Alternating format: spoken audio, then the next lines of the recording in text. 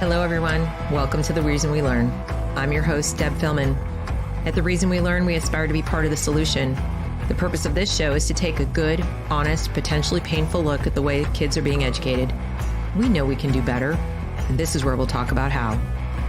Let's learn something.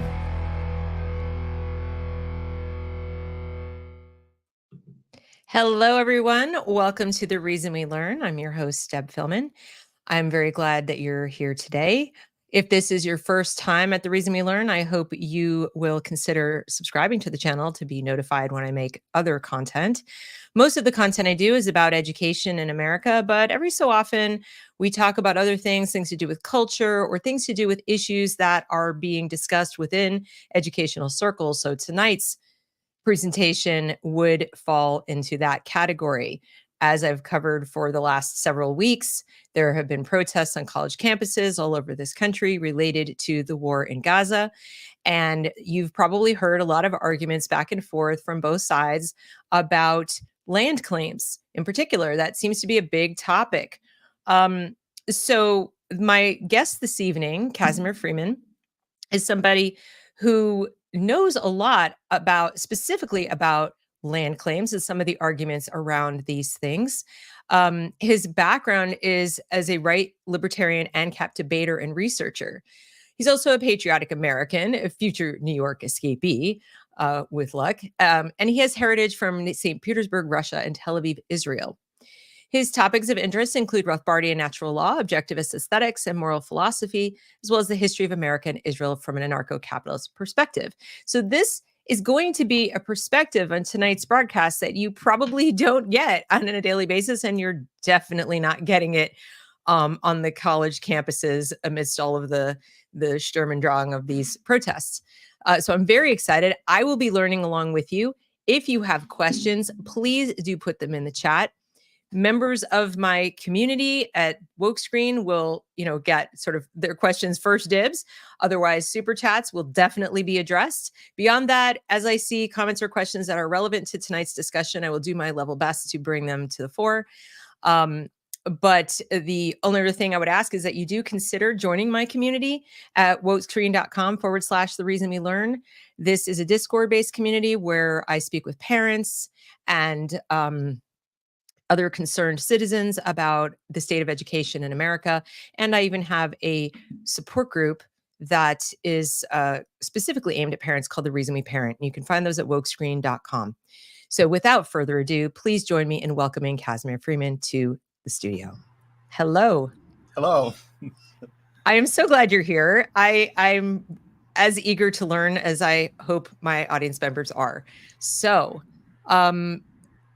where should we start? I'm wide open here. Well, first of all, I want to explain my perspective. So Sure. I was always more of a right winger. I was born in the Soviet Union, and in the Soviet Union, being on the right meant being for classical liberalism and being sort of oppressed minority. Although as a child, I didn't experience much of it. I lived in one of the more sort of liberal cities or right-wing cities in the country, which is St. Petersburg. And then with my family, I moved to Israel and lived there for close to a decade before relocating and reuniting with the family in the United States, in New York, Sure. Where most of my family from the USSR ended up living. And so my natural attitude has been to be in favor of freedom, suspicious of the government. But I wasn't very initially politically active. I'm a guest for the first 7 to 8 to 10 years in the country. But then after I think the first election I participated in, was 2008. And the attitude was that the Republicans were heavily demonized in my eyes. Well, obviously, because they started the wars that proved very disastrous for America's reputation. And even though I was never drawn to socialism per se, partly because of my employment. I didn't see it as a possibility. I didn't see worker demand for it, let's just say. But I voted for the other party, and I voted for Obama the first time. But the betrayal of that vote, which didn't lead to an end to wars and didn't lead to much of a change in anything except greater persecution of whistleblowers, made me start analyzing politics. And I became a Republican and a conservative, let's just say, classical liberal. But what the evolution from that was to start debating and looking at the background of people's arguments. So I often noticed anarcho-capitalist debaters and had the same opinions of them as you have of me right now, based on that moniker. These are people who seem to be unhinged. They seem to have very weak arguments. They seem to have a false perception of human nature. And so I dunked on them, and I used a whole bunch of what seemed at the time really good arguments, but I have a nature of a researcher. So eventually I opened the book. I opened Anatomy of the State. Didn't seem to disagree with anything. I started looking into various books on power analysis. I realized there's such a thing as a iron law of oligarchy.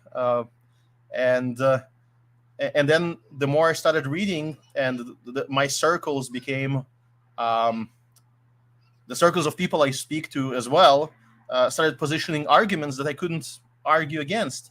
I couldn't explain why the social contract is a contract. I didn't sign it, and it seems to have been changed several times after I, fled my allegiance. Right. And so gradually, through debate, through people posing arguments they couldn't answer, I started realizing that I prefer a certain level of ideological purity, where if I believe in something, then I believe in the full extent of it. If I believe in freedom, then I believe in the full extent of it. Then I believe it on a level that is almost deontological, meaning if I have to choose between liberty or death, my choice is clear. It's only death, or, a struggle. Right, for sure. And so a lot of the excuses dissipate. Now, how this relates to this conflict is I don't, or Israel, Palestine, the United States, I don't support the state solution to any of these situations.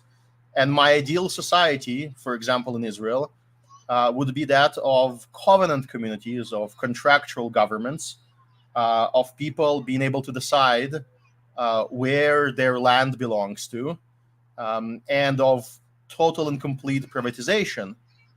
And I believe that let's tie it all in. I believe that the events of October 7th should be viewed in part with that lens. The primary argument why we have our current form of government, which is coercive and monopolist, is our collective defense. We're told that we will be defenseless. We'll be invaded by China or Russia or many other, serious threats if we are to give people their freedom. But in reality, we see that the centralized authority is not capable of being flexible enough, and is not really that interested in preempting attacks. It's not producing defense publicly. And as you know, this channel, Deb is a great advocate against public schools, even to the extent that I believe Deb opposes vouchers and other public involvement, because she doesn't believe that the state can produce education. Well, if the state can produce education, can it produce defense? And let's see what it did produce. It produced in Israel a disarmed population in the kibbutzim, mostly disarmed, with glorious exceptions that you can all read about, right? Of a single unit, a single woman with her crew defending an entire village.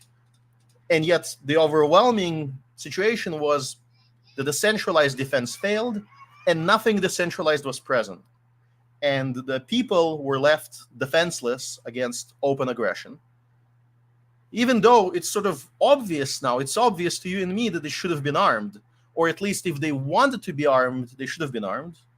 And so when one of the ministers in Benjamin Netanyahu's government on October 8th or 10th, when the dust started settling, said, we're going to allow double the bullets that you're normally allowed to have. Oh, gee, thanks. I laughed, right? Oh, yeah. Thank you. Now there is a legal side to this, which is the side of guardianship from the libertarian perspective. If you take someone's freedom away, then you are responsible to what happens to them. I think it's common sense. If a woman says, I'm the guardian of a child, and then instead of giving up that child to somebody in the community, she takes it out to the woods to starve to death, we would accuse her of murder quite easily, because she had an option to give it up to someone else, to relinquish guardianship. Well, the state is equally responsible. And so unless you can find a politician that said that we should arm Israeli citizens, everybody else in that system is called an accessory to murder. It's a very serious crime and has a very serious punishment. And this is why it's like a short summary of why I don't support the state of Israel's claim to anything. I understand. More like we all live in a sort of a trap where the current monopoly on defense is produced by these people. Sure. And so we know that if we just flip a switch and they disappear, which I have to advocate for as an AnCap, as unreasonable as it is, a lot of people will suffer. But the day after, I believe they will converge back into some organization for collective defense. That is unavoidable. What is avoidable is the monopoly part. There should be competition where you're allowed to say, I don't need your defense. I would like to have my own tank. I have the money for it. I can spare enough production for my own defense. Thank you. And this is, I believe, the strongest argument here for an anarcho-capitalist approach to this problem. And if you start looking at this conflict, many of the problems could have been solved if that was the general perspective on things. Now, who are we facing when we engage with this in this discussion about Israel and Palestine? We're engaging with people who are responding with an understandable level of emotion to what's going on. There are Israelis and Jews who are justifiably emotional because they're under attack, and they are, students on campus which are very young and immature, and so it is sort of expected of them to react with emotion.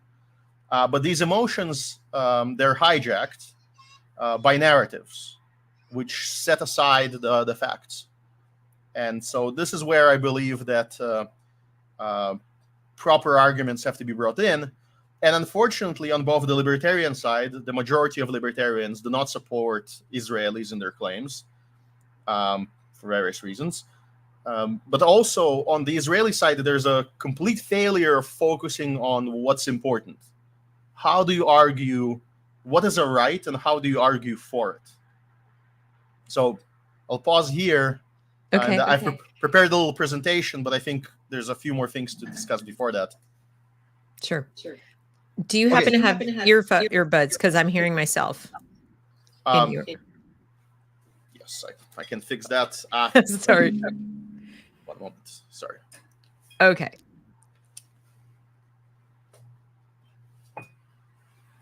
I did not expect technical difficulties. Sorry.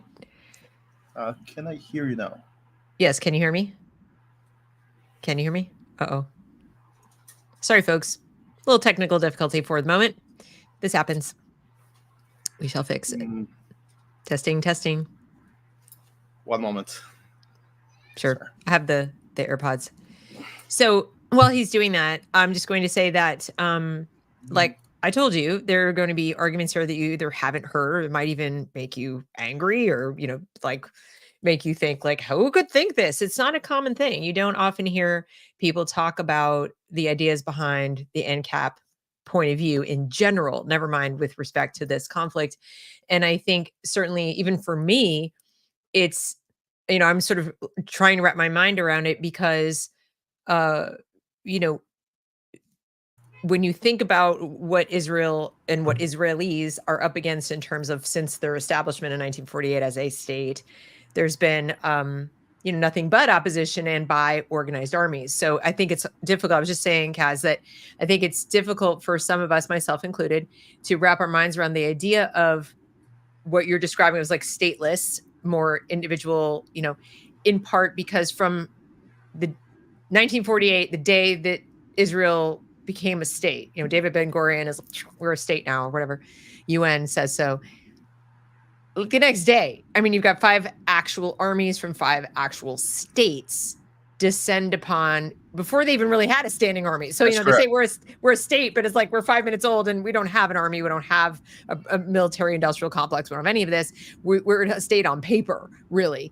And so I think what's difficult intellectually is for people to say, that happened. That was real. So it's easy for people to perceive the need, and plus to what would be decentralized there? There were so few people. So it's like centralized was the only collective to defend against this giant 5 That's correct. army situation. So I think then it would have to have been a breaking up because the initial coming together was so immediate. So I think that's certainly one of the challenges you have with your approach here is that sense of, well, reality on the ground was such that this immediately congealed into a sense of the state is all we have, right? If I'm making sense, and that's You are making sense. Okay. Although, if you do analyze conflicts that turn into warfare or warfare in general, you will notice that the greatest armies in the world, or the armies that are in their moment of greatness, and I'm not saying whether they're moral in that moment or not, they are themselves decentralized. It is the local commander with the local unit that is in. There's a decisiveness of action, and when you don't ask permission, but you just do, as part, of course, of a unified plan with the unified rules of engagement, that is how victory was achieved, including in that conflict. But I would be very careful to start it with 1948. I think that's one of the first arguments. I was just saying from the state, like if we're literally capital Correct. S state. But no, you're absolutely right. And based on what you just said, I would say, well, that case in point is the War for Independence of the United States. Right. And we had the Continental Army, Right. but victories were won quite locally, and getting information from this place to that place, you might as well have had multiple little armies. So yeah, I see your point. Okay. But I also see your point, which is when you're, as I like to analogize, suspended over a volcano, and somebody says, let's cut the bridge, there should be something under it first. You don't want to just collapse. And so I agree, but my counter argument to that is, well, let's parallelize. Let's have the public production of defense, but let's put some kind of a control over its budget, and control over how much is allocated to it. And then let's allow people to side by side invest their own income, possibly even receive tax credits when they invest in their own defense. If somebody wants to spend their GDP, their own family's GDP, on, gross family product on defense, let them, and sort of give up on some portion, at least, of what you're taking for them. Now, in Israel, it's not a trivial amount. I once made the mistake of criticizing Gaza for having high taxes on so-called luxury goods like cars and fuel and other items of luxury.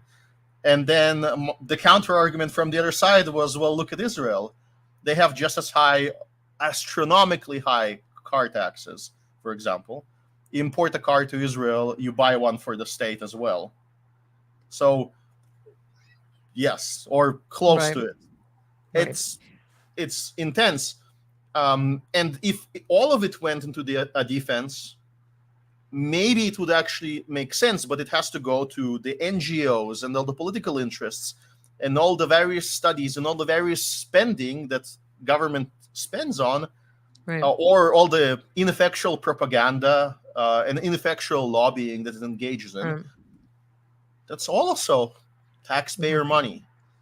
Right. So now, that's go ahead. Can you help me out with something? So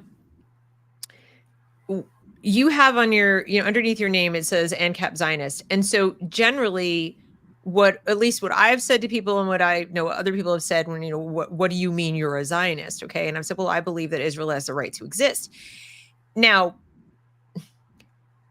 most people interpret that to mean Israel, the state. In other words, Israel, the country, Israel, the state, Israel, the Knesset, whatever you want. And to be perfectly frank with you, I haven't really thought about it. So it's not like I was like, oh, yes, and I totally wanted it to be the state, right? Because I'm against the state here. So like that wouldn't really jive, would it? But at the same time, there's that element of fear or hesitation or insecurity of like, if it weren't the state and then you have what's essentially a totalitarian situation right next door, actually all around, then, now I understand that could be nimble, that could be, but what does Zionism become then? Would be like, what would your definition? What is the AnCap definition of Zionism if it's not the state? Most AnCaps would say that Zionism is inherently statist and like anything with the word national implies a national state. Right. But I use it as I like to separate it into, the first part of it is the means, and the second part is the ends. So Zionism or any other national ethnic identity with a location can be a perfectly legitimate end for a person to desire. What matters is what means do they use to achieve it. And so if I do believe that I think it's manifest that many Jews want to live near Mount Zion, near the place in Jerusalem where the temple resided, for various reasons.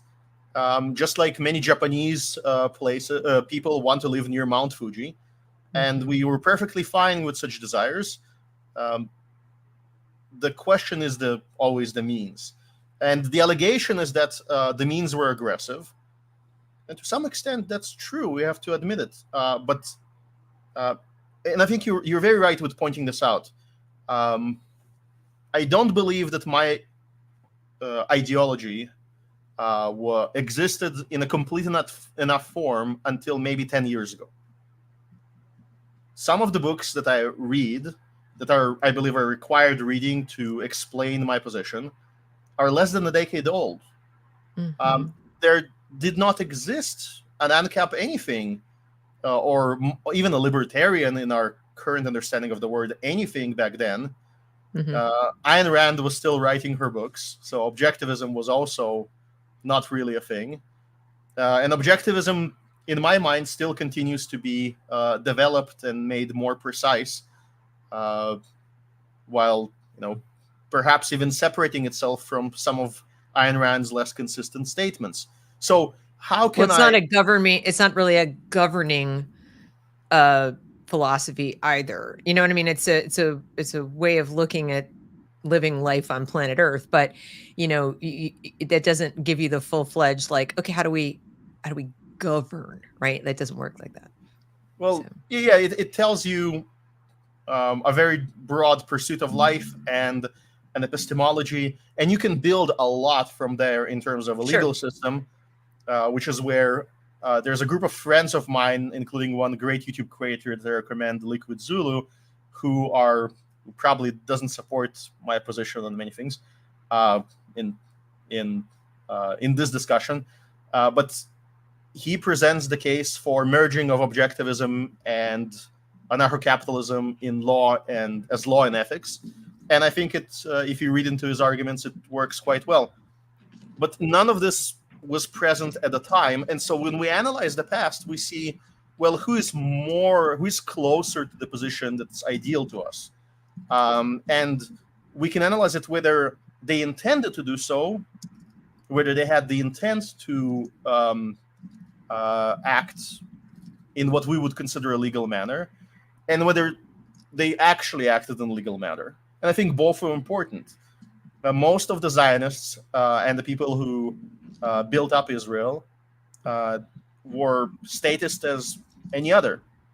They didn't believe in the property rights that we believe in. And they fought against people who had no conception of property rights either. So it was might makes right on both sides. But perhaps luckily for us, because they weren't in power, the means that they had were mostly non-aggressive. And the transformation that occurred within them was from a necessarily and maybe idealistically peaceful approach into an approach that increasingly became belligerent. And this is where my argument begins, is that it's important to see who overall, as a generalization, started using aggressive means. Okay. So now, maybe a good pause here would be to make it more concrete. What are we talking about in terms of aggression? What's important to a person like me, to my ethics? Where's the foundation? I can't accept logical contradictions in concepts. So this comes straight from Ayn Rand, from the basic axioms of existence, into the laws of logic, into the idea of a principle of non-contradiction and a thing being itself. So if I believe in property or in ownership more precisely, and I define it, it can't have a contradiction on the conceptual level. Okay, more specifically, what is the problem of law when we talk about, was this legal? Was this legally justified? We're talking about how should we solve a conflict. We have a limited amount of land in the Levant, and people want that land. They're coming to take that land, and they're going to have a conflict. Somebody is already there, and you show up and you say, I want to use this. I want to create a border here. I want to build a fence and build a home. And so two people want the same thing. How do you resolve that? There are two pathways from my perspective. One of them is, it's called the law of the jungle. Everybody knows it. It claims that might makes right. And my form of argument is to reduce any sort of cope, any sort of obfuscation down to the level of might makes right. Most of you, if I start attacking your position as non-AnCaps, I'll be able to prove that somewhere deep down you're exercising your violence via the vote, that then somebody with a big stick comes in and executes as the executive branch. Of course, so now what is specifically ownership? Ownership, by my definition, has to be conflict avoiding. If it's not conflict avoiding, then we're logically reduced down to might makes right. Then who cares? It's just possession. It's mere possession, as a certain intellectual thinker, Stephen Kinsella, says in his articles on this topic. If it's mere possession, then who cares who's justified? I possess it. I have it. I have it. It's mine. And if you get it and you knock me over, then it's yours. So in order for something to be owned, to be ownership, there has to be a logical distinction. Well, what is the distinction? It is that a conflict has been avoided. Well, how do you avoid a conflict? You have to recognize that somebody has a priority over the thing. And then again, you're arriving at a second fork, a logical fork. It could be the first person who created a border around it and said, I'm excluding everybody else. Or it could be the second person, the latecomer, as they're called. And when you analyze this, the latecomer has a contradictory claim. It contradicts the next latecomer and the next latecomer and the next latecomer. And so it all collapses back into just might makes right. Right. Whoever's the possessor. So the first comer is very important. Who is the first comer? Now, I'll try to simplify it a lot. The first comer is the person who's consciously, willfully decided, I want to create a border here, and is created via some form of communication and some physical action, a border around some entity, where inside that entity, inside their border, there was no one else's ownership at the time. So you can't put somebody in prison that way. But if there's no one there and you build a fence around it, it's yours. Now, this is quite distinct from some other theories of property, like mixing your labor with the land or with the product. This used to be the libertarian position, but I believe it's no longer is. Why it's quite complicated to explain. And so from this comes, we can go into this into analysis of various conflicts. Well, most states are established just aggressively by might makes right, and then through some mysticism, through divine right of kings or some other magic, they declare that this was always the case. It will always be the case. At some point, maybe democracy replaces it, and then everybody votes. But then when somebody asks, well, why can't I just leave? I like my farm. Let me separate from you. They suddenly become very, very hostile towards that person, right? So, and when they do, you suddenly go all the way down. You suddenly reveal might makes right in all its glory as a claim. Sure. So how do you obtain ownership of something? What are the three ways, let's just say? One we just discussed, which is you establish the first border. The other one is trade. Somebody shows up and says, I have 100 gold coins and you seem to love gold. So here's 100 gold coins. Give up that border in my favor. You do. You get the money. It's now yours. As soon as there's an agreement, it's the titles switch places. So you can do it via trade. And there's another way that people rarely discuss, which is the result of a crime. So if somebody steals 100 gold coins from you, there are two components to that crime, which is the actual taking, the act, the actus in Latin, and then there's the mens rea, the intent. You consciously decided to steal from somebody or to take from them. It's a real crime. And then we have to analyze, well, what should be the result of that under some system of justice that's actually just? Well, first you get yours back, right? If we catch the thief and we're the judge, we say, give back that 100 gold. And now comes the other part, which is, what can the thief logically argue that should be done to them? For example, can the thief say, well, I gave you back 100 gold, don't take 100 gold from me? They can try to say that, but then they have a problem.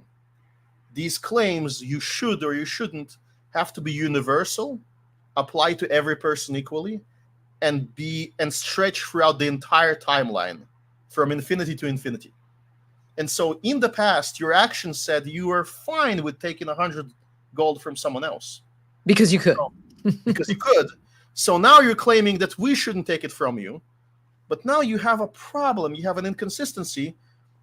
And you have logical forks. Either we take extra 100 gold from you, and you don't have an argument. Or if you have some kind of a valid argument, well, then we have it as well. And we can still take it and then make your argument against you, and it becomes an infinite regress of nonsense again. So the AnCap position is that the maximum amount of punishment, if you are 100% certain of the crime, is 2 eyes for an eye. Okay? And my favorite statement about that is, if an eye for an eye makes the world blind, then 2 eyes for an eye make the criminal blind. Okay, which is perfectly acceptable. Okay. Well, you would hope it would disincentivize other people from taking eyes. Right. Now, there is an issue here of a wager. Concepts are very clean. They're like a game of chess. You have a move and then a counter move, and it's all very clear what was taken and by what piece. But in reality, it's a bit more difficult. When I judge a situation where I'm not involved, I'm never totally certain of what actually happened. It's preponderance of evidence. It's there's some evidentiary standard, and so as a judge, I would hesitate to make the wager 100% in terms of punishment. Right. If somebody killed somebody, I would be very hesitant to kill the person in retribution, because if I kill an innocent, well, now I have to pay the same penalty, and that's very terrifying. So there's negotiation, and the actual payment is somewhere there, on that range. But theoretically, it's 2 for 1, because the first is restitution, and then the retribution comes in. Now, in terms of land, if you attack your neighbor and try to seize their home, and you say, I'm here to drive you out and take everything that's yours, in that moment, you cease to be a property owner in our system of values and ethics. That person, once he communicates that intent and communicates the ability to act on that intent by, say, moving towards his target, and by being at arms or being physically capable of taking and driving people out, that person cannot be a property owner. They're a thief. The thief, yes. Yeah. Or the land thief or the conqueror. And so now there is what I would call maybe justifiable conquest, which is when they're driven out, you don't have to stop at your border and let them run away like in a typical leftist TV show about the good guys. The AnCap good guys get to chase and make sure that you pay for your crimes, not just to deter others, but because it's an option. It is something that belongs to the victim. Okay, so let's make it very concrete. The reason why I'm against any sort of declaration of ceasefire on October 7th ever is because that's an individual right of every person that was harmed. It is the right of any Jew that was harmed, and maybe controversially, it might be the right, or it is the right of any innocent Arab that was harmed as a result of this mess as well. They may choose to say bygones be bygones, but it's their right as a victim.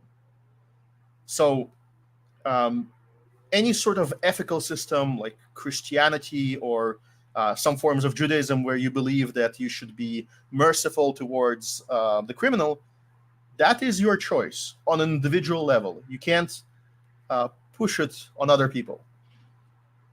So I'll try to bring it back to this conflict. This is why it's important to analyze what was the situation on the ground and who initiated conflicts, and to try in every situation to go as individual as possible if you are trying to be consistent. Sure. And if you don't try to be sorry, go ahead.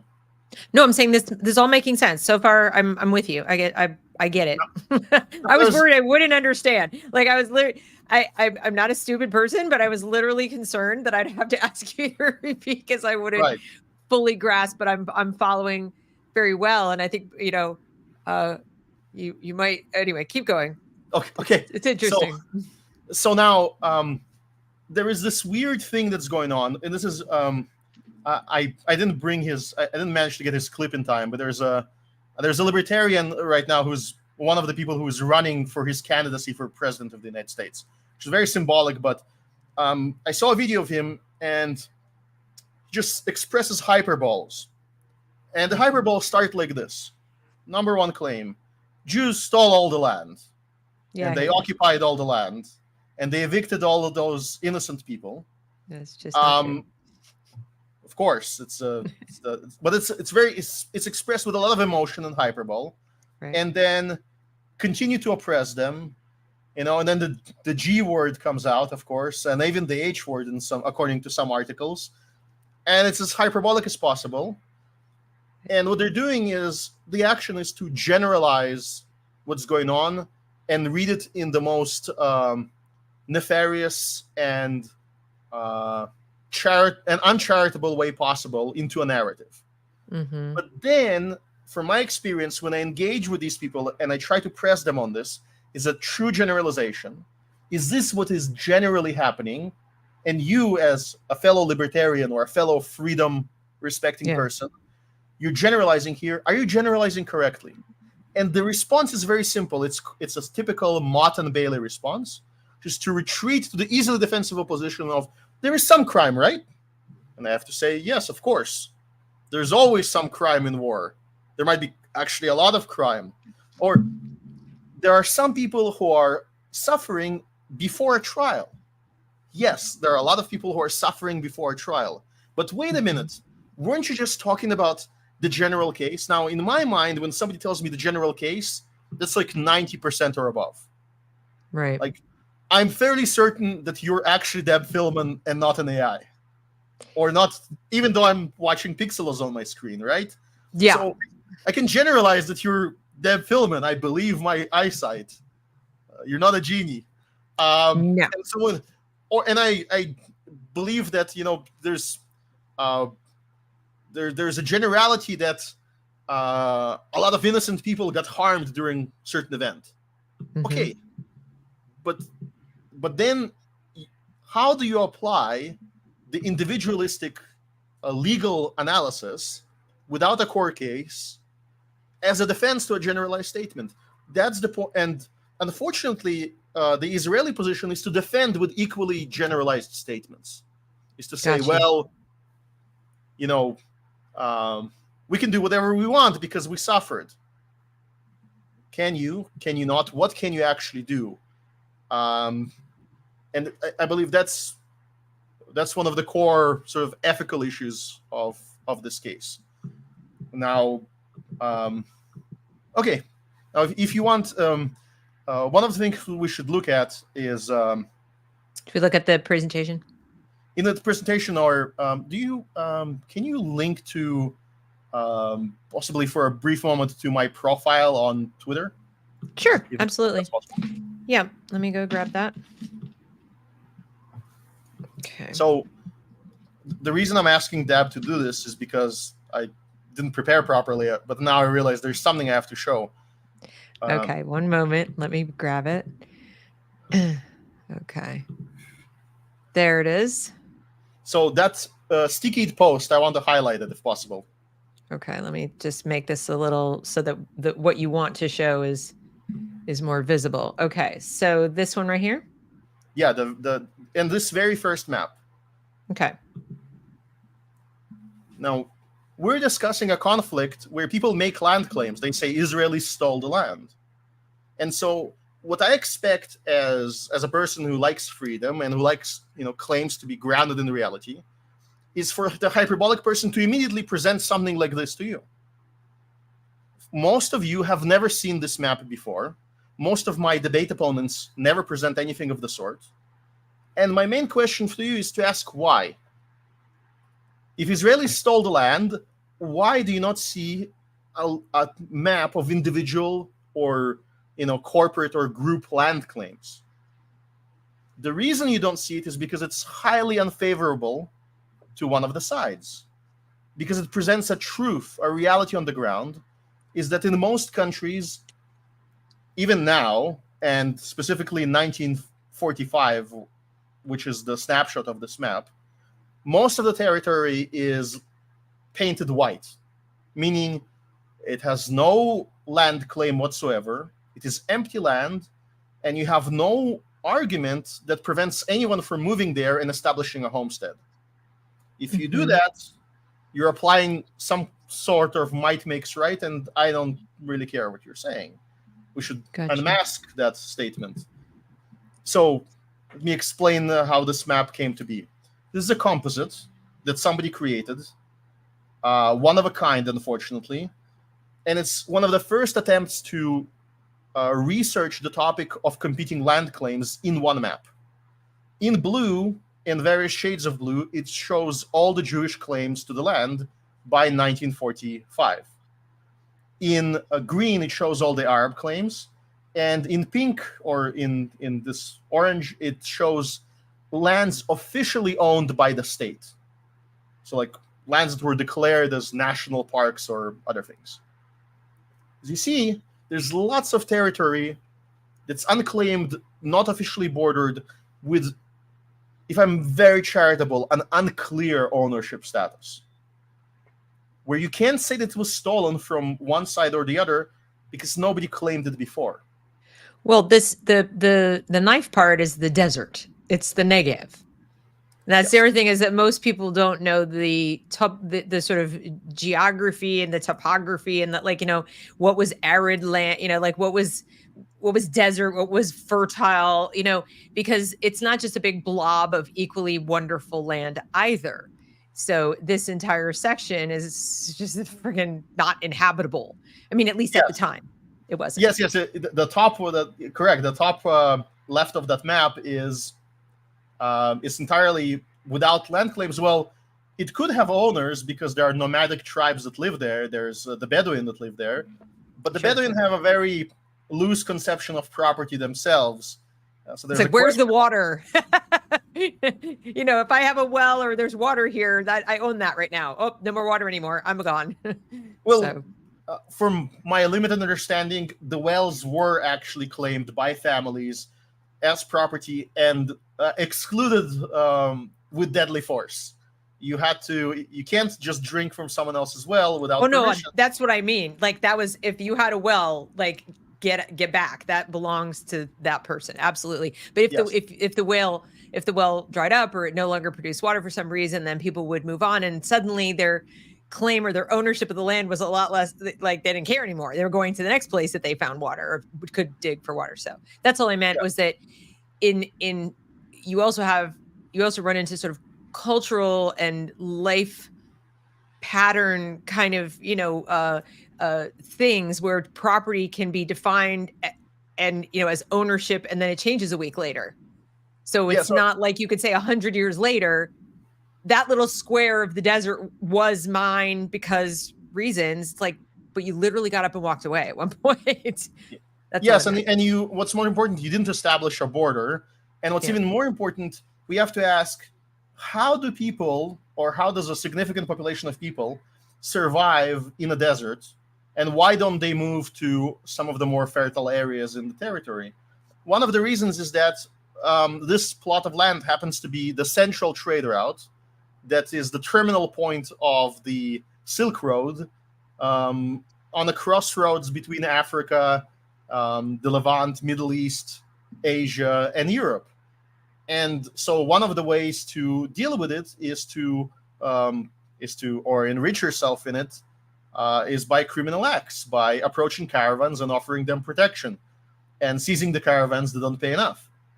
And that could explain why people would live in a remote desert and what attitude towards property they would have. But again, this is just a reality. Let's just say it doesn't have any major impact on this case. I think this is the weakness of the presentation I prepared. I wanted you to see this map first and to ask yourself, well, why didn't I not see anything remotely like it or a component of it? There are books that you can find on a website like Mises.org. You open the book and you scroll for the map. The first map you'll see will not be this map. It'll be some strange thing with circles and percentages and how many groups of this ethnicity owned that amount of land, but it would not show you the actual borders. Why? Because the borders are an inconvenient truth in this matter, in adjudicating it. They're inconvenient about the partition plan that was eventually adopted by the states as they try to resolve the conflicts that emerged. And they should be your beginning point. You should say, I'm going to refute this land. There are attempts. People point at certain sections, at certain purchases, and they say, oh, this was not the right purchase. Fine. Start a court case for each one And the burden of proof is on you. If you point to somebody and say that's a criminal, they had no right to defend their land, demonstrate it. Show us the evidence. Nobody bothers. It's easy to talk about. It's a complicated matter. It's a complicated conflict. Where is the research? Why is some guy on Reddit, on like in the map section, creating the first composite map where he's analyzing the Palestinian claims from their open sources and the Israeli claims from sources that were submitted to the United Nations, which I'll show you later if we have time for it. Well, the partition plan came from somewhere. They didn't just pull out the map and arbitrarily draw a bunch of lines, right? I'm assuming that they went by lands that in prior decades and decades had been purchased and borders drawn around and so forth, and said, where are the Jews like currently, and where are the Arabs currently? And then probably tried to the best of their ability, I would hope, I'm giving them credit, to figure out some borders if they were going to carve things up that made some sense, that the reduce the number of people that had to be forcibly removed or who would be put in danger if they didn't want to move and the local people didn't want them there. Yes.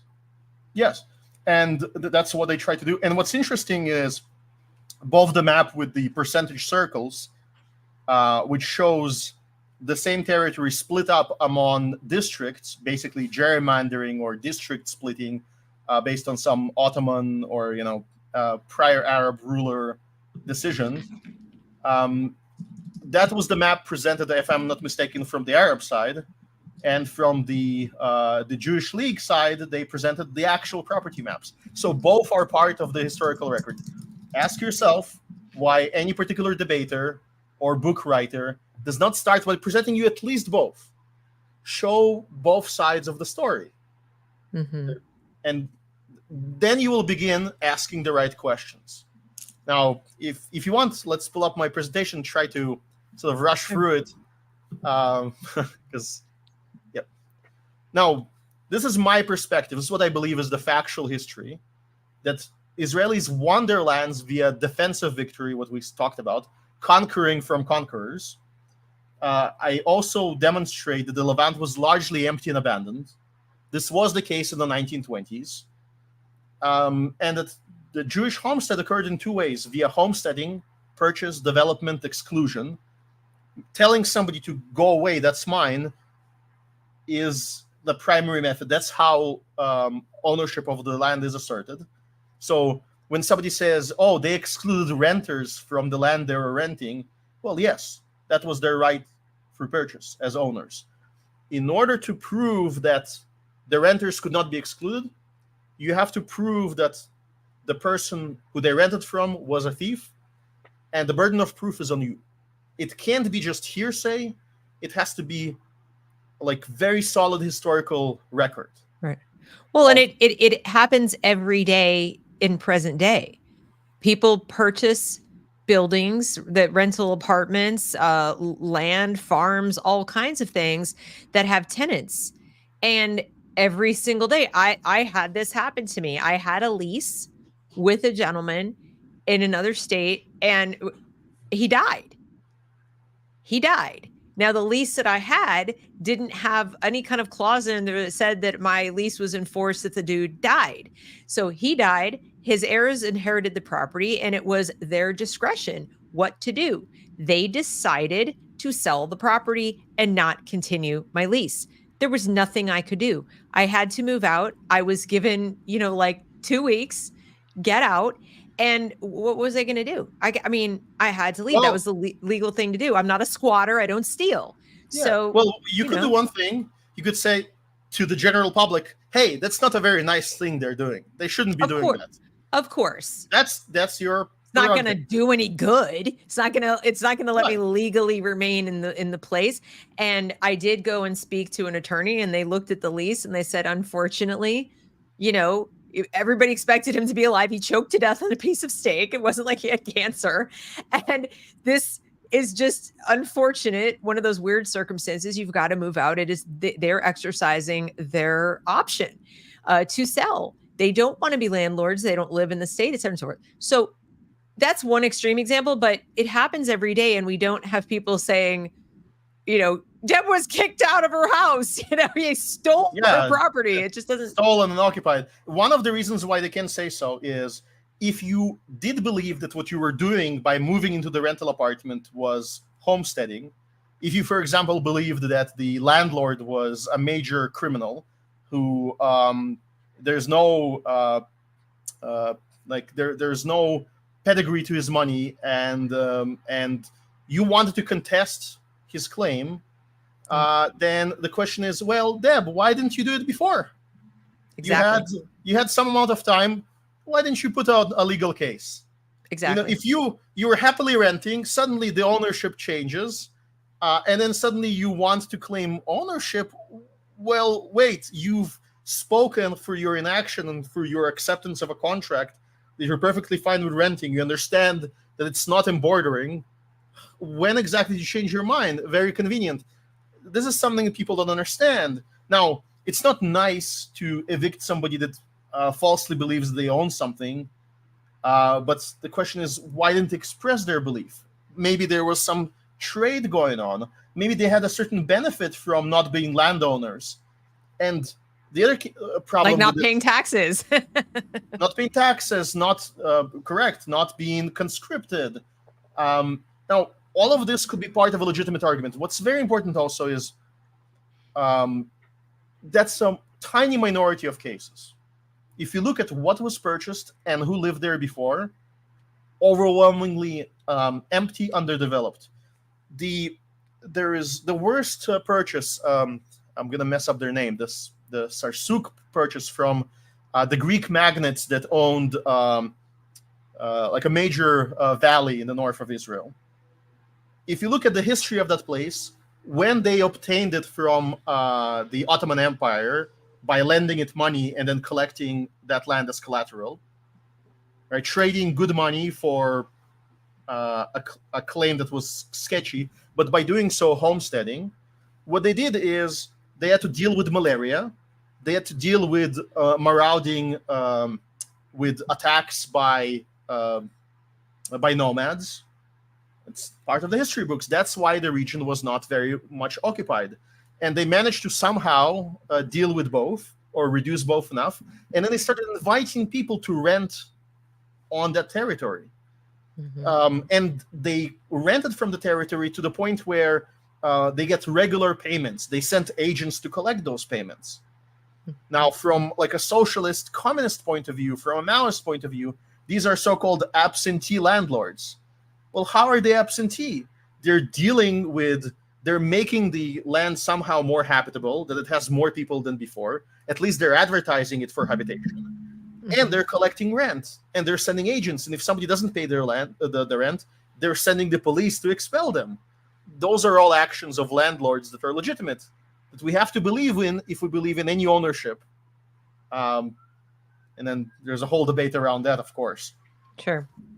So let's look at the opposite claim, which I believe we highlighted before. Next slide, sorry. So the enemy narrative, as I call it, the Israelis stole the land from innocent Arabs. They have to be all innocent. That's the generalization, of course. 1948 is a catastrophe. It gets a separate word, Nakba. We're talking about 700,000 plus Arabs ethnically cleansed, displaced. And then later on in the 60s, the conquest of the West Bank, a very interesting, curious word. Why is it not called Judea and Samaria? I don't know. Inquiring minds want to know. Well, that's just literally the name they gave it after they pushed the Jordanians back to the other side of the river. Then they were given sort of, I guess, some kind of authority over that section just as part of the ceasefire then. And they just called it the West Bank because it was not the East Bank of the river. That's all. Well, it's a political term. It's a political term. I would venture to guess that it wasn't, I hope it wasn't an Israeli idea to call it that way. No. I believe that was a UN, and like after it was all done, I believe that was done by central kind of powers. It wasn't done by either side. And then there's of course, it's called the illegal occupation. Now, the Israelis are, of course, here portrayed as colonizers and aggressors, and the Arabs are portrayed as indigenous and the victims. They have to be. right? And this is sort of, and if you look at the history, at the property rights, at how the land was acquired, at the fact that most of the land was empty, what they were asserting by these claims is the following. It is sometimes called blood and soil, if you want to be very naughty, right? It's the idea that that even though they didn't embroider it, even though some of them were selling it and selling it as their property, somehow there is some spiritual ownership of that entire area. There is a religious ownership where it belongs to the Arabs. The Jews don't have that right. The Armenians that live there don't have that right. The Druze don't have that right. Christians have that right as long as they obey, right? Sure. And so it belongs only to a particular ethnic group, ethno-religious group. And interestingly, if you talk to a religious Zionist, that is the counterclaim they pose as well. They say, well, expel everyone there, whether they're innocent or not, because it is Jewish land, because it is, blood and soil, same argument. Soil. Yeah. Right. Now, is the argument necessary to defend the state of Israel compared to other states? Is it necessary to defend Israeli land rights? I don't believe so. I think it's actually quite damaging. I would agree. Yes. Because, well, however, it's not useless. What's important is if somebody says from the river to the sea or any of the other slogans, what they're yelling is blood and soil. And if they do that, then they're on par with the other group. And then why do we care who wins? Why is there so much care about this, right? Why do the Turkish people that criticize Israel care about this? Why do, some people on Cyprus do it? Why do some people in Egypt criticize Israel doing it? Or people in Qatar? Or people in Iran? A lot of those people, of these political groups that are very vocal in the United Nations, they are occupiers. They are historically occupied. I can name the years when their occupation began. I can say the Hagia Sophia used to be not a mosque. It used to be a church. Still a church to some. And that the Istanbul used to be Constantinople. If you believe that might makes right, then start with yourself. And people don't even know why it was called Constantinople because of Constantine, who was the Christian emperor who pretty much made Catholicism the Holy Roman Empire religion, that spread across the world. So Turkey was a Christian Roman place. Constantinople, anyway. It was Greek. It had a Greek-Turkish mix at some point, but eventually the Turks conquered it. And now this is what there's a lot of these arguments where you want to depopulate the planet, or you want to fight global warming, or you want to donate a kidney. Start with yourself. Yeah. That's always the best response. Give up your house. Give up your house. So this is where I believe there is still some utility to holding on to this, to saying, well, if you are not going to give up their house, how can you criticize? You have to be an anarcho-capitalist with principles, an objectivist with principles, to be able to pose that type of criticism. And so, next slide, please. Let's see. Yep. Now, I also find it strange to refer to somebody as a colonizer, because a colony has a definition, just like apartheid does. Who are they colonizing it for? Usually you colonize to take things back to your mother country, or to own another piece to be administered from afar, not to start a brand new country that is not tied to anything else. That's correct. And also, etymology of colony is just farmland, just a farmer. So the farm is the colon, the farmer, the farming. It's a general Soviet trend, communist trend, to demonize colonialism while engaging in it.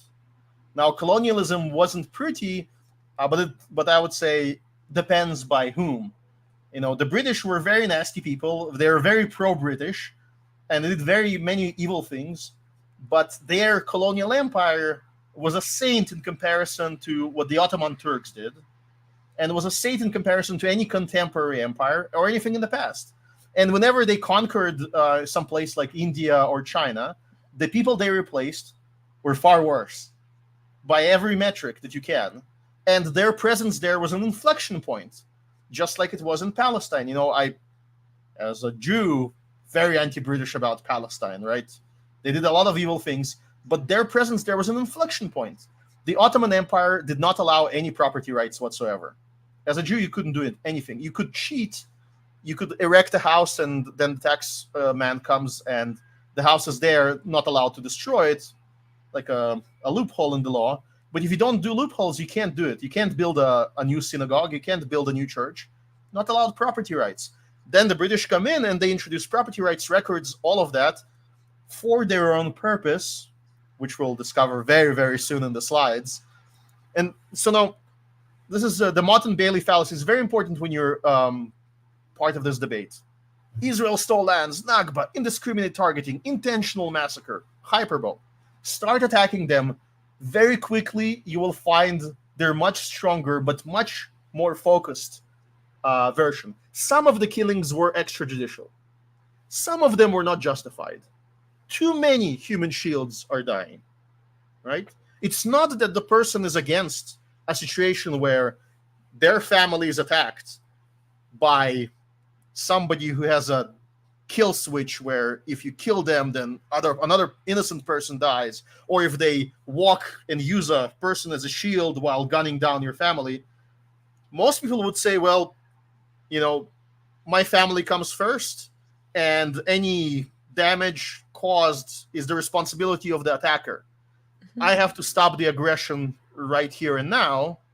So most people are not against the killing of any group. You can name X the most heinous group you can think, and if you pose the right hypothetical, a person will say, well, I'm not against it in this case. But, you know, it's not nice. I want less of it. Okay, it's not nice. You want less of it is a different position than intentional destruction. And this is what we're dealing with. Every time you press them, their argument will become much more narrow and individualistic. But when they want to propagandize, to establish a narrative, they will collectivize it. Now, they collectivize it in a very particular way, which is, next slide, please, which is the other important form here, like a concept, the friend-enemy distinction. This is how facts, I love that video you recommended, by the way, facts and narratives. This is how facts become narratives. For my friends, everything. For my enemies, the law. Right? Yeah. And so Israelis are enemy oppressors. They must obey universal Christian ethics, not just international law. They have to act like Christian, meaning, like the Christians of myth, which is you slap them and they turn the other cheek. They don't reciprocate. Yeah, the Crusaders didn't get that memo. Well, not just the Crusaders, but in Orthodox Christian tradition, Jesus has a lot of things where if you come to me with a sword, by that sword you'll die, and many other things about you're supposed to be merciful towards people that repent. Right. But if a person is not repentant, you're merciful by sending them over to God to sort it out. That's the actual historical approach. But what's important is, again, to them, to the enemy narrative, Israelis are collectively at fault for any crime of a particular Israeli. So if Netanyahu says something nasty, that is the Jews are saying it. The Israelis are saying it, right? If there is a mass murderer who targets Arabs, that's, part of the system, the collective. That just proves the evil Nazi-like temperament of Zionists, right? Of course, right. I've actually heard these things. That anything one person does, except their tokens, the ones who agree with them, the capos, I call them capos, but the ones who agree with them, that doesn't count. Of course, they're okay. They're very, very Jewish who agree with them. But they're not so Jewish that they're the bad guy Jewish. They're the good Jews. Of course. That. So there's no logic at all. It's completely constructed. Yes, and there's nothing. Of course, and there is a flip side, which is the Arabs are always friendly victims. collectively innocent. Now, if somebody goes out and commits October 7th, of course that person is condemnable. But there's only so many of them. It's just a. I'm not even hearing that anymore.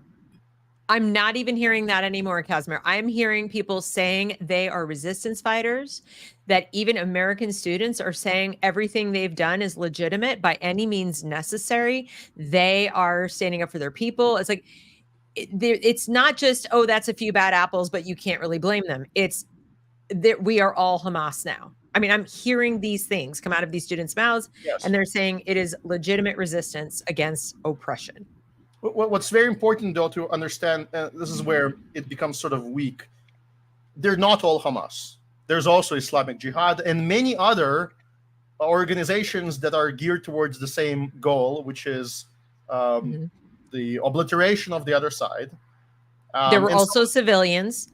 There were also civilians who just got swept up in, they've been taught since kindergarten that this is the most noble, amazing thing you can do. And there were a bunch of them. In fact, the news came out that one of the reasons that Hamas didn't know where all the hostages were is that some of them weren't taken by Hamas. They were taken by civilians who sort of tagged along once the fence was broken. And then they were selling them to Hamas sometimes. And other times they were holding them for themselves for who knows what reason. But there is some of that too. What's important is we recently observed Russian invasion of Ukraine. I also observed protests where in the middle of the Red Square, a person would show up with an anti-war slogan. Within 15 minutes, they would be surrounded by the police. They would be arrested, put in prison with a jail sentence. And I saw several of them, people who knew what was coming. They were so against what was happening when Russia invaded Ukraine, and they were so against that atrocity that they decided to self-sacrifice. I don't call it self-sacrifice. They viewed the world where no Russian spoke out as an unacceptable world for them, and they created a different world where certain Russians did speak out against it. And we saw in Iran as well with the Green Revolution, and there's still people to this day, women who will go with their hair uncovered and they get beaten. So people resist in some of the most oppressive regimes there are. Tiananmen Square was another one. So, and one of the key features we know of Arab resistance is that they're willing to die for their ideals. That's right. So now I have a question: where are they in Gaza? Where are they? Where is that one person who said, you know what, there's so many of us are silent, but for the sake of the silent ones, I'm going to step out. I'm going to say, no, I'm going to run in front of the motorcade and stop the beating of a prisoner because it's not a Muslim proper thing to do, or it's not an Arab proper, it's not a human proper thing to do. Where is that? Now, the other thing is people don't understand what is aggression. What is a crime? The action is almost irrelevant. You could stop the action and it would still be a crime. Attempted murder. Well, what is important? The criminal mind is important. Most important. That's where you get retribution. Somebody says, I'm going to do it. This is my human action. I'm going to murder, steal, destroy property, destroy people. And then I'm going to communicate this to another person. I'm going to say, listen, I don't like where this conversation is going, so I'm going to go to my car, grab a gun, and shoot you. That's it. That person has surrendered their life away. They said what they're going to do. If they're taken seriously, you don't have to wait for them to act. Not at all. They already expressed themselves outside of the realm of the law. Now, you don't know whether they're kidding or not, so you will probably wait until you see the gun in their hand. You'll probably wait to see them reach for the belt, right? Mm-hmm. But it's very easy to recognize that pulling a gun on somebody is not a crime.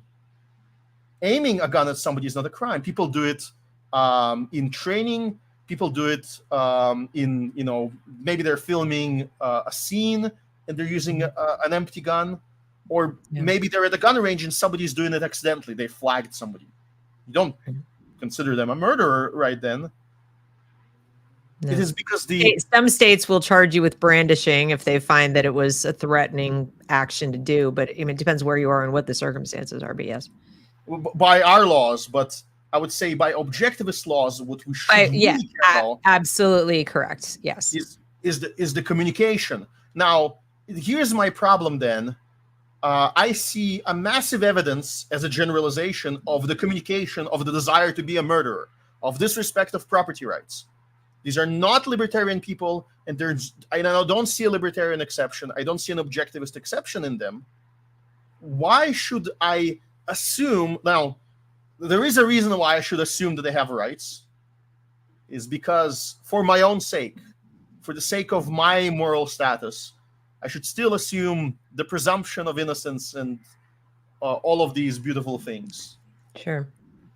But you have to admit, and the people have to admit that in certain situations, that is a self-sacrificial pursuit. Yes, which is like immoral. Well, depending on how you frame it, but yes, like if I'm as a deontologist, if you want to be in my shoes, then you have to bite those bullets. You have to say, I will not commit a crime, not even to defend myself. I will not do it. But most people don't do it because they have a friend-enemy distinction, and they're their best friend. Right. Well, I would think it's immoral based on the argument you made earlier, that when the state denies you the choice to defend yourself, then they take responsibility for that defense or that protection and the righting of the wrong and all that sort of thing. And so in so doing, Israel, the state, if they were to decide, as you pointed out, well, we're going to choose this one's innocent and that one's we're going to make these distinctions and not continue to fight or not fight as hard or not fight till the end or whatever they can do, then, or if they decide we'll let an IDF soldier die rather than have the risk of somebody, quote unquote, innocent getting killed. We'll use a smaller bomb. We won't use as many soldiers. We won't do this. We won't do that. And it ends up increasing the risk of death, like exponentially to the point of virtual self-sacrifice. I think that's immoral because not only are you doing less to affect the defense of the people whose lives you took responsibility for, but they also took responsibility for their conscripts. They said, we own you. Like, you have to come and fight.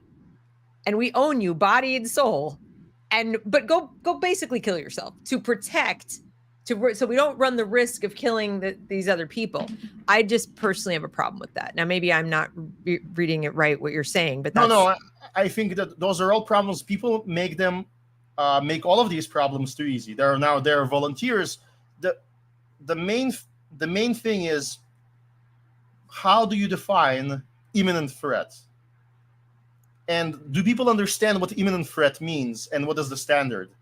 Now, in my mind, if another group makes themselves, like if a person is hiding behind a crowd and is operating a mortar team aiming at your home, and you are personally at risk, then what you do in response should be the least damaging but most immediate end to that aggression. That is very, very clear. Most libertarians would be bound to agree with it. A more controversial point is, what can you do to defend another? Can you have collateral damage when you're personally or your own family is not affected? That's another argument that is very difficult. People simplify it and they say, oh, no innocence can ever be harmed when you defend yourself. Well, not very effectual, because causality is such that the next step will be a murderer will come to you dressed in babies. And if you don't believe in that, well, we have radio and we have dead man switches. If that was a serious way. Now, in reality, nobody cares. Nobody is doing a legal analysis when they're getting killed. Therefore, nobody actually uses dead man switches because they would not work. But they do work if you place your mortar next to a school and the rounds inside that school where the kids carrying them out. You're forcing the other side to murder children. And then, you can yell about it. Which side is being libertarian about it when that mortar team gets targeted. Right. That becomes, you can either collectivize it and say, well, it's the military, they're inherently unjustified, they're part of the state, they're monopolists. Well, hypothetically, would a private army operate differently? By how much? Exactly. Now, and this is where I think I have a problem with many other libertarians, like Dave Smith. He keeps debating this topic, and he says, well, what Israel has to do is they should send in the commandos. And, that's probably the funniest joke he's made as a comedian in the last year. Sorry. Yeah, just now the funny thing is that joke was attempted. The commandos got smashed. They tried to send them to rescue people immediately. They were the most ready units, and their casualties were very high, and they had to retreat because the other side was ready for them, and that's not how any army in the world operates. Again, if you are a libertarian and you don't believe that an army can operate, say so openly. Say, I'm effectively a pacifist. You can be Robert Murphy. He's a pacifist libertarian. He does believe in the private production of defense, but he himself openly says, I would not defend myself in such a case. Okay, well, I mean, he's consistent. I think that's lunacy. But what you just described, by the way, I wanted to bring this up. Ethan Harris says, I saw that firsthand. A man lays down a mortar base, returns later with tube and round. As he's setting up the tube, I'm watching from overhead by a Predator UAV. The homeowner knows we will respond with artillery. He walks up behind the mortar guy and shoots him in the back of the head. We notified the Iraqi police, and he was not arrested. So, again, that sounds like a story of a happy ending, where somebody defended themselves from retaliation. What's interesting is that when you read about the early moments in the Arab-Israeli conflict, its proper name, you will find many such stories. You will find Arab heads of villages trying to stop the gangs, and then when the Arab Legion comes in, they get hanged or they get extremely tortured and removed from power. Well, that's one of the things people don't know about the 700,000. The so-called Nakba, is that probably at least a third of those left voluntarily because they were warned, if you don't, some left voluntarily because they were like excited, it'll be a quick victory, we'll go back home. They went willingly. Others went because they were told, if you don't go and if you stay, we're going to treat you as enemy too, and we're going to mow you down just the same as the Jews. And then, of course, some did stay. That's why there are 2 million Arabs in Israel. So, yeah, and some came back, but the other problem is that conflict and that part of it gets very, very granular. Let's see what else I have in store. Next slide. Sure. So the AnCap solution, what I propose, I spoke about it before. Privatize everything. Only individual land claims matter. We talked about what they are. I believe that it is the burden of proof is on the AnCap or on the legalizer of the situation to point at a certain, say, Arab clan or family to discover whether they participated on the side of the Arab Legion, and then to disprove their land claims if they bring them. And this is actually the position of evidence is supported by every single libertarian writer of importance. Hans Hermann Hoppe, who Dave Smith greatly respects and reads and quotes, who has very similar positions to him, explained how land should be legalized, how conflicts should be resolved. The victims should bring concrete evidence in court. And if they can't, we should assume that they don't have evidence and tough luck. Simply because there's no other option. The world, you can't dig through the history and say, hypothetically, this was likely an aggression. No. You have to prove it beyond reasonable doubt, or if you want civil justice, then use some kind of a civil standard, which is possibly lesser. Negotiate compromise with a financial settlement, if you wish. Or prove it. And the burden of proof is, unfortunately, on the victim. Or fortunately, because sometimes the victims are frauds. So the other thing is, the AnCap solution does not recognize people who believe in sovereign rights. So when Dave Smith or somebody else, another libertarian, tells you, "Oh, I support the two-state solution," the what? Two what? Two what? You want another one? I'm sorry. You're right. That now in that context, it sounds very funny. and also point me to a Muslim-themed or Islamist-themed political state that respects property rights.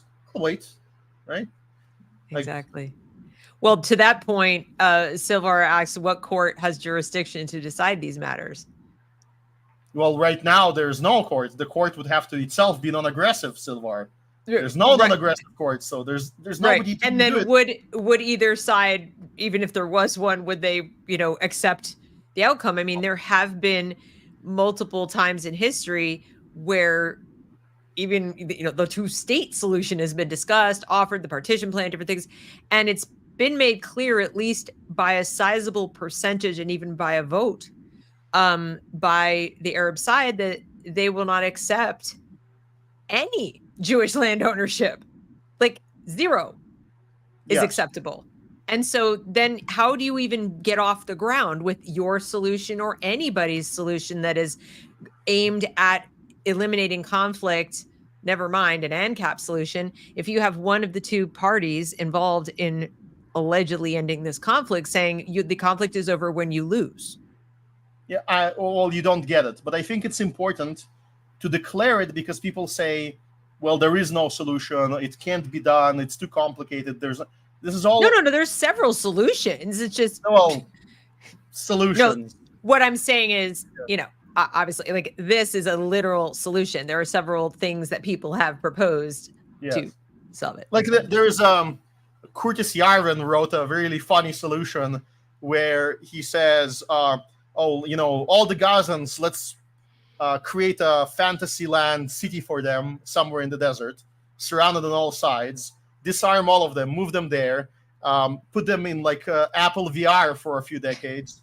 During those decades, let's develop the real estate of Gaza into like a prosperous Qatar 2.0, whatever, and then give them a percentage of the profits later on where they can spend however they want and become rich. It's an insane solution that is completely immoral from any perspective. However, it is more plausible in my mind economically than anything else proposed, which is to just fight on and to have conflicting claims. So I think it's important to state even those, and to ask people, well, what are you proposing? Now, the two-state solution is very interesting. What exactly is a state? By AnCap standards, there is a state in Gaza. Every single criminal gang is as criminal as any other criminal gang, as any other government, as any other monopolist government. It oppresses its people, it collects taxes, it does every function of the state. It has a symbol, has a flag. What more do you want? It has even currency. So it has all of the trappings of a state. What are they actually wanting? Oh, they're asking for them to be part of the bigger criminal gang, which is world prestige, the ability to arm themselves under the protection of non-intervention. They want to be able to import weapons. They want to be able to say, oh, we need to have an unencumbered port and an airport where no one else can inspect it. That is what they want. They want to have more freedom for what?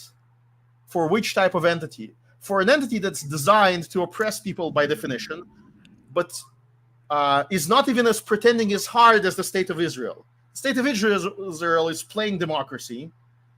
And, I mean, de facto, if you're there, you have more property rights than anywhere else in most of the world. Maybe compared to the United States, you have more rights here. Yeah, for sure. But so what exactly are you proposing? Now, most Israelis read right through it, and Benjamin Netanyahu definitely, as a politician, reads right through it. As a might makes right guy, he knows it's a power play. We're not going to be able to defend ourselves. It's going to be like a direct aircraft carrier for Iran right around us. So when he, another narrative, he created Hamas. He supported Hamas by not attacking them. No, literally. I've tried to explain this to people, and they're like, "No, that's the same thing." I'm like, no. Yeah, it's like, well, you're allowing it to happen when it's not your responsibility to stop it, and Therefore, therefore you you create created it. it. Yeah. Now, the reason why Machiavellian wise, why he had to quote unquote create it, or he was benefiting from it. Look who was in power at the time. What did those people try to do? They tried to force feed, to push a two-state solution. Yep. With whom? With people who are aggressors through and through, where a libertarian would have to try and find the innocent party. You have to struggle to find the innocent party there, like Right. the obviously innocent, the person who says, no, I don't support any of this. Right. What you find there is instead, I don't support this flavor of the aggression. Right. I don't like the Greens, I like the Reds, because the Greens don't decapitate enough and the Reds don't pay me enough. And the Blacks are a bit too nihilistic for me. It's flavors of aggression competing against each other. Yeah. Show me a kindergarten where they don't teach children to aggress in that land. So, okay, let's try the next slide and see where I'm going. Judea becomes Palestine very quickly. Look up the history. This is a false narrative, to some extent. Judea and the Levant always had some amount of Jews, and the reason they didn't have more was not because Jews didn't want to live there, it's because they kept being expelled. So the next slide will demonstrate it. The city of Safed is my case in point. Open up the history of that city. Why did the name change? That's an interesting sort of side point. In 1492, there's a great expulsion. There's a lot of loose Jews in the world. Loose Jews. Loose Jews. Right? So they moved to Safed.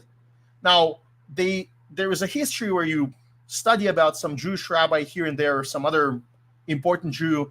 They always move through Palestine at one point, or they go to the Ottoman Empire to escape Amsterdam or whatever.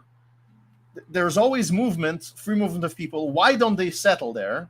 Why were they absent from there for 2,000 years, quotation marks? Well, in the 15th and 16th century, they made that city. They made it economically prosperous, and we know, and there was a massacre against them, but they still survived, to the point where we have a fact, like a point of data. Murad III, thinking it was a Mamluk or Ottoman at the time leader, forcibly deports 1,000 wealthy families. What is a wealthy family? Well, it's the majority of the population of that city. Why does he do it? Because he is taking their property away from them. As a highly productive population, he steals their industry, gives it to his people, collectivizes it for his ethnicity, and then sends the Jews to some other area where, because they're so enterprising, he plans for them to do it again for him. So it's like Harbin 1.0. Like that's what they did in China. Like you could die or you could go create a city in Harbin for us. Yes. Now, and this is interesting. This is the 1576. Within 100 years, there's already 15,000 Jews, by some accounts, living in Sfat. That's a major city. Why didn't you ever hear about this? This is the 1600s. This is not 2,000 years ago. This is almost now. This is, 200 years after the formation of Istanbul, right? It's all more recent history.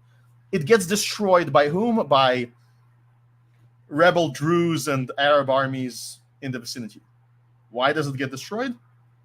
Not allowed to have weapons, not allowed to serve in the military, not allowed to defend themselves, because, like the Christians, they are a subservient population in Islamic lands. And so when a rebel army loses the war against the center, it goes and it sacks a city, right? And the Jews come back, but gradually they get eroded. There's enough pressure. Now, in 1834, a few centuries later, there's another event that we find out, which is the looting of Safed. 33 days of an attack that goes on for over a month. How do we know about it? Because Jews complain. They say, well, listen, 1 day of an attack, that's notable, but we'll live. But you've been attacking us for 3 weeks now. So they're calling the, their protection agency in the Ottoman Empire, and they're saying, there's people from other areas are saying the Jews in Safed are under attack. They're under your protection. Do something. It takes a month for the government to respond, and eventually they stop it. Well, but wait, weren't they all away from the country? Weren't they all gone? Wasn't it all Muslim? Weren't they all converted? Who are these people? Why are they not talked about? And my point is that all of these data points, they're massive events or small events like this attack, relatively small, that get heavily documented because it's unprecedented. You don't see every attack because nobody writes a letter about it. So it's not part of the historical record. But it's part of the erosion and the pressure. This is why, if you go to Egypt, the population of Christians in Egypt is on a decline for 4 or 5 centuries. It goes gradually down. Even though supposedly they have, some rights there. Supposedly there's peaceful coexistence. Because you don't get to see a criminal or historic record for every single attack that occurs, that pushes people away or pushes them into conversion. The same could be said about this country and native tribes, right? We document certain, the Trail of Tears, and we document the certain specific battles, but you don't erase all of these people to the point where they're just tiny little populations in just these big things. It's like you said, it's just, the constant stuff. And everybody in this country, we're self-flagellating. Oh my God, we're such horrible people. Look what we did. And I'm not saying it was good. I'm just saying we readily recognize that occurred, that was a fact. Well, we live with it, we deal with it. Okay. And I'm not making a judgment or anything. I'm just saying this is a thing that gets talked about in the United States. But when you go look at the Levant or you look at that area, it's kind of like, interestingly, there were some similar patterns. Oh no, you can't there were far worse patterns in my mind. Because, oh yes, I think it was worse. I'm making that distinction. I'm saying what we talk about here wasn't even that, and yet people will beat themselves up over it. And I'm like, but there's a principle there.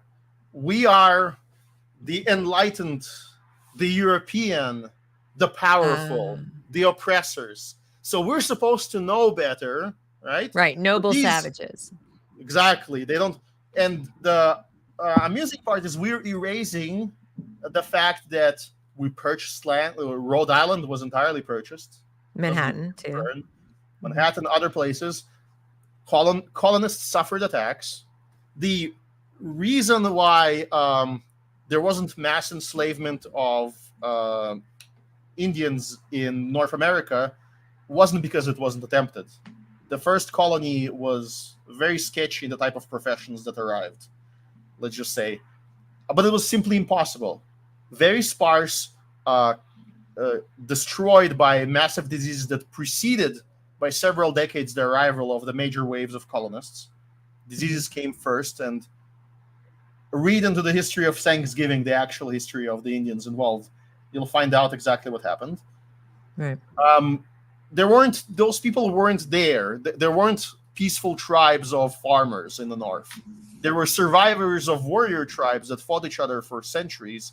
And when the colonists arrived, they treated them just as another tribe. They traded with them, they shunned them, they attacked them, they suffered by them. But it was another complicated case of that contained crimes and illegal conquest and legal conquest that never gets analyzed on the level that it deserves. Right, exactly. Assumed guilt. Right. Similar pattern. Why? Because we are our own enemy, and the indigenous people are the friends of the progressive movement. They're allies in the struggle against the oppression.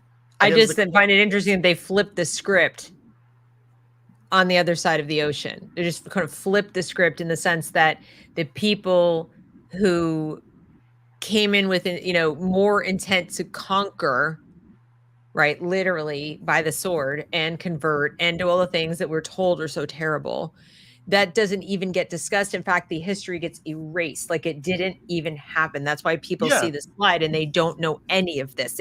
They've never seen this before. Yeah, we have a knee jerk of saying, "Oh, the Crusaders weren't peaceful," right? We did it. You did it in this podcast. I'm not blaming you. I did it myself. It's like how we believe, the Crusaders were very aggressive. They did many awful things. Well, wait a minute. Zoom out to the map of the Mediterranean and map all the attacks. Yeah. You will see 1 century, a couple of centuries of Crusader attacks, and then 1,000 years of the entire map is red with marks of Arab raids on the Mediterranean, of Islamist raids on the Mediterranean, of enslaving everybody, creating the concept of chattel slavery to some extent where it didn't exist, by doing so all over Europe. Not discussed. There's the myth of peace and coexistence. Now, this is the other thing. This is what Rothbard, my main complaint against him in his article, is he presents this as well, like a libertarian thinker, writes about the Arab-Israeli conflict and says this was an ideal society where everybody lived in peace and there was no oppression, and suddenly the British and French colonies came in, colonizers, and they brought in the European blood and soil Jewish colonizers with them, and all hell broke loose. How come? Well, wait a minute, Mr. Rothbard. How about Safed? Was Murad free, like a victim of colonization? Or the Arabs that massacred the Jews in Safed for centuries prior, were they victims of colonization by whom? Right. Where was the colonial power then? Or the looting of Safed? Who was looting whom and why? So let's see if we can go to a little more evidence. Look into, I don't believe in homesteading by work anymore, but I used to believe it. I still consider it noble. If you take swampland with malaria and you invest in a lot of work into making it livable, and then more people show up to live near you because you're feeding them now, well, free Palestine what? You're going to remove the children of these people? For what reason? What is the justification? Oh, you're stronger? And if we go to the next slide. Now, the big reveal, what it was mostly actually all about. It was an oil pipe from 1932, planned, on the horizon way before. Why did the British and French try to divide the Levant? They knew that Iraq was rich in oil, even back then. And they knew that Haifa is a primary port. Tripoli is going to be a primary port. So Tripoli and other places were to the French, and Haifa was to the British. And the Arabs knew that too. There was a whole pan-Arab movement of liberation from the Ottoman Empire with the goal of establishing a dynasty in Iraq, a dynasty in Jordan, and a dynasty in Palestine, with an obvious goal. Now, was it the entire purpose of the fight against the Jews in the territory? No. But it was definitely a very strong lever of power. Okay. Now, ended up being redundant because the Suez Canal is more important and the pipeline goes through Turkey and through other places. But something to keep in mind, this pipeline was actually active. It was started right before the Arab Revolt. Interesting timing. And ended with the establishment of the Jewish state because Iraq obviously cut the supplies. So, next slide, please. Now, what do? We, as the Arab leaders, as the nobles, as members of the aristocracy do, when so many of these pesky Jewish open border migrants are coming in. Well, we demand that the British close the borders, a very libertarian thing to do, close the borders.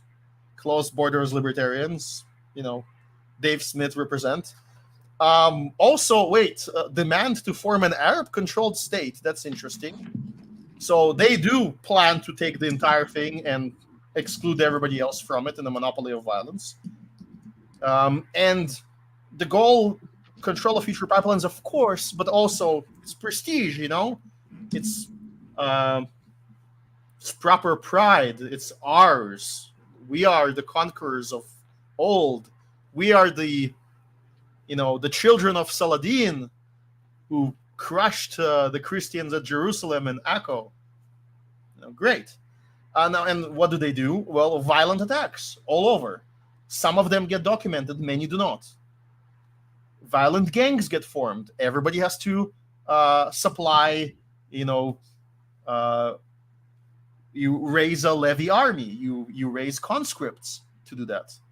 Mm-hmm. And what is the result of those activities? From the 1920s, this is way before any talk about, there's talk about the Jewish state, there's talk about some type of thing, but there's no occupation yet. There's very few land purchases. And next slide, please.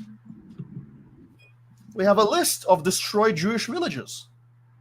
This is just a partial list that one single Jewish YouTuber found on his channel. And I looked into every one of them, very briefly in an article. The generalities as such: people come in, they buy an empty plot of land from a village, let's say Kfar Saba, and now there is a Jewish Kfar Saba alongside an Arab Kfar Saba. And the Arab villagers in Kfar Saba get agitated, and they go and attack, and they sack, and they raze, and they destroy that village. In 1921, very early on. Now, do the Arab Kfar Sabans have property rights after that? Most of them do not. The leader of the village, who is the leader of the family, or the leaders of the families, if there are many, the people who allowed that attack to happen, because they have to, it's a hierarchy, they no longer own their property. The property is now free real estate to anyone who's not aggressive. So if 20 years from now they get evicted, and some of the victims of the eviction are present, and they say, it was that guy, he shot my family, I'm going to shoot him now, and extrajudicially massacres and executes that guy, what is the argument against that? Well, the argument is that you don't know the history. You sort of close your eyes to it. You don't know all the vengeances that were in action after that, all the vendettas that were present, and you sort of ignore them, and you say, "Oh, it all started in 1947, where Jewish brigades started randomly attacking Arab villages." Well, who were they attacking? They were attacking people who were at arms. They were attacking people who were blockading roads, for example, preventing Tel Aviv and Haifa and Tel Aviv and Jerusalem from communicating. What do libertarians say about forestalling? They say it's an aggression, and if you do it at arms with the threat of death, you're a deadly aggressor. You can't have property anymore. This, now, somebody might say, "Oh, you're not being very purist, Kasimir. You're accusing them of a crime, you have to prove it." Well, you're accusing the people who are fighting with them of a crime. You have to prove it as well. You don't get to just say, "Oh, because they won, and now there's a burden of proof on one of the sides." You don't know. Express some skepticism about it. Don't say Jews stole the land. Be skeptical. Say, they stole some land in some places. I'm going to prove where and how. Go granular about it. And you have everything else, like a quick research. Next slide, please. I used to present this slide, which was throughout the 1920s, most of the big notable massacres or riots where Jews were affected were initiated by Arabs, by all accounts, stopped by and suppressed by the British police. When the Arabs were killed as a result, those were the gangs getting massacred by police. while trying to preserve the civilians from getting killed. So sometimes the losses are disproportional because British police, they don't care. They see a crowd of murderers, they open fire. If there's any innocents there, well, let the Queen sort them out or something. Now, what's interesting is that most of the Jewish gangs that perform the most heinous crimes, they appear after this campaign of terror. It takes a decade for Lehi, for Etzel, for all of these, awful people that do eye for an eye retribution against innocents, quote unquote, not really eye for an eye, random killing for random killing, with the motto "just so." That's the only language they understand. Mhm. Those people appear a decade later. They're not there in the 20s. The people who are used to guilt trip Jews to say, you were also terrorists. Yes, when you spend a decade and you depopulate entire villages, there's going to be some people who become criminally unhinged, and they're going to become mass murderers. That's unfortunately part of human nature. Not everybody's principled after their family gets killed. And that starts the cycle of violence, but it starts in a particular place. Right. I don't know how much more time we have or where we'll end up. But I don't. It's up to you. What you have a long. I mean, I can keep going. It's if you want to keep going. I'm interested in what's going on. I did want to bring something up just because I know you mentioned it earlier. This individual says, I mean, ignoring the first part of the comment because I don't like people to. Well, it says that you don't want to acknowledge the Nakba, but you mentioned the Nakba earlier. You just said it was part of the narrative of the Arabs, that it was a catastrophe and a Nakba. That's their story. That's a narrative about an exodus of 700,000 Arabs at around the time of 1948 of this establishment of State of Israel. The Arabs call it a Nakba. The Jews do not, obviously.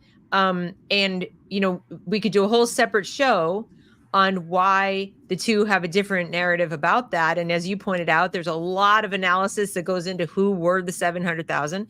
But to be fair, Dow, or whatever your name is, you would also need to discuss the exact same time frame, the 800,000 Jews, Mizrahi Jews, who were forcibly expelled from Arab lands at the same time. Yes, but then there's a trick. Because it happened later in time, as retribution, it gets washed under the rug with this idea that, well, listen, I disagree with both actions, you see? And so I'm in favor of all. Yeah, but do you have to go back, like you said at the outset, you can't have, you can't have it both ways. If you're going to claim that it's ethnic cleansing to remove people forcibly from their homes, their land, separate them from their actual property, and either there was a pogrom and then an expulsion, they killed a bunch of people, and forcibly send them off into the desert, like the Yemeni Jews are wandering around literally with nowhere to go and not even water and food, then you don't get to say how awful and what a crime against humanity it is to do that sort of action. You don't get to say it's okay when we do it, when we do ethnic cleansing for any reason, for retribution, for this. It didn't happen in the same land. We're talking about multiple other countries that didn't have a specific beef with the then nascent state of Israel, just Arab countries where many of these Jews had lived for over 1,000 years.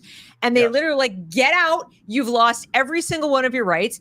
And that can't be, you can't say that is retribution for something called Palestinians, because they're not Moroccans and Egyptians and Tunisians and Algerians and et cetera and so forth, or Iraqis or Iranians. They're totally different nationalities and ethnicities. So you don't get to suddenly, like now you're admitting that you're dealing with pan-Arabism and Islamism, and this has nothing to do with Palestinianism. So which is it? Pick correct. Something. Pick one.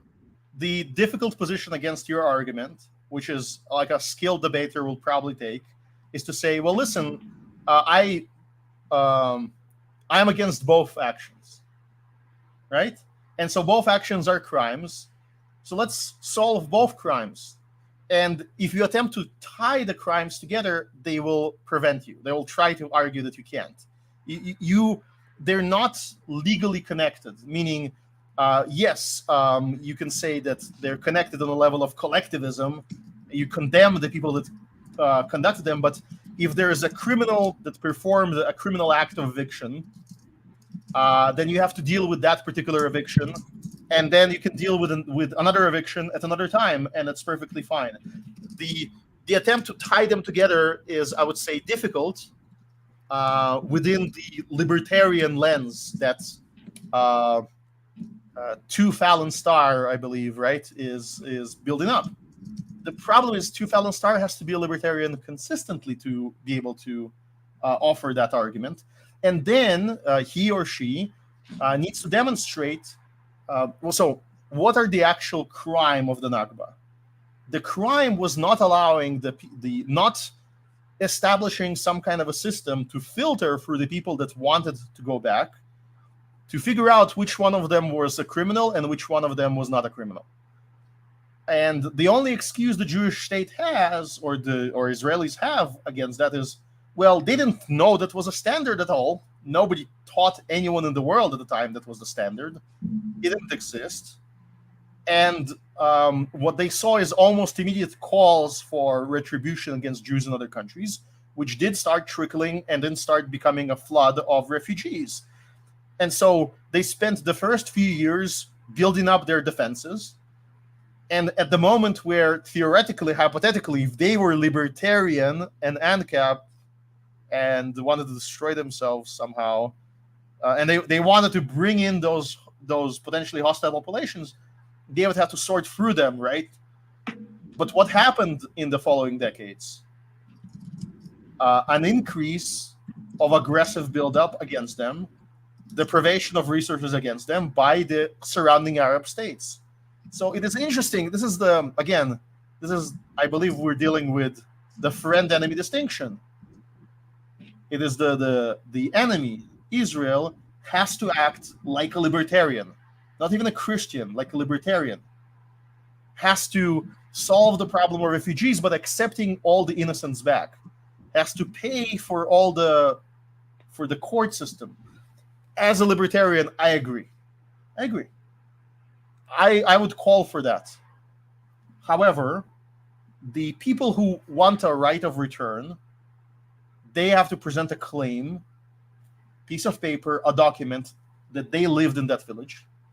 And I have to know historically that village did not aggress, meaning the owner of that village did not target neighboring Jews first. Because if they did, then it's not a Nakba, it's just criminals getting punished. It's just mess around and find out, as they say, right?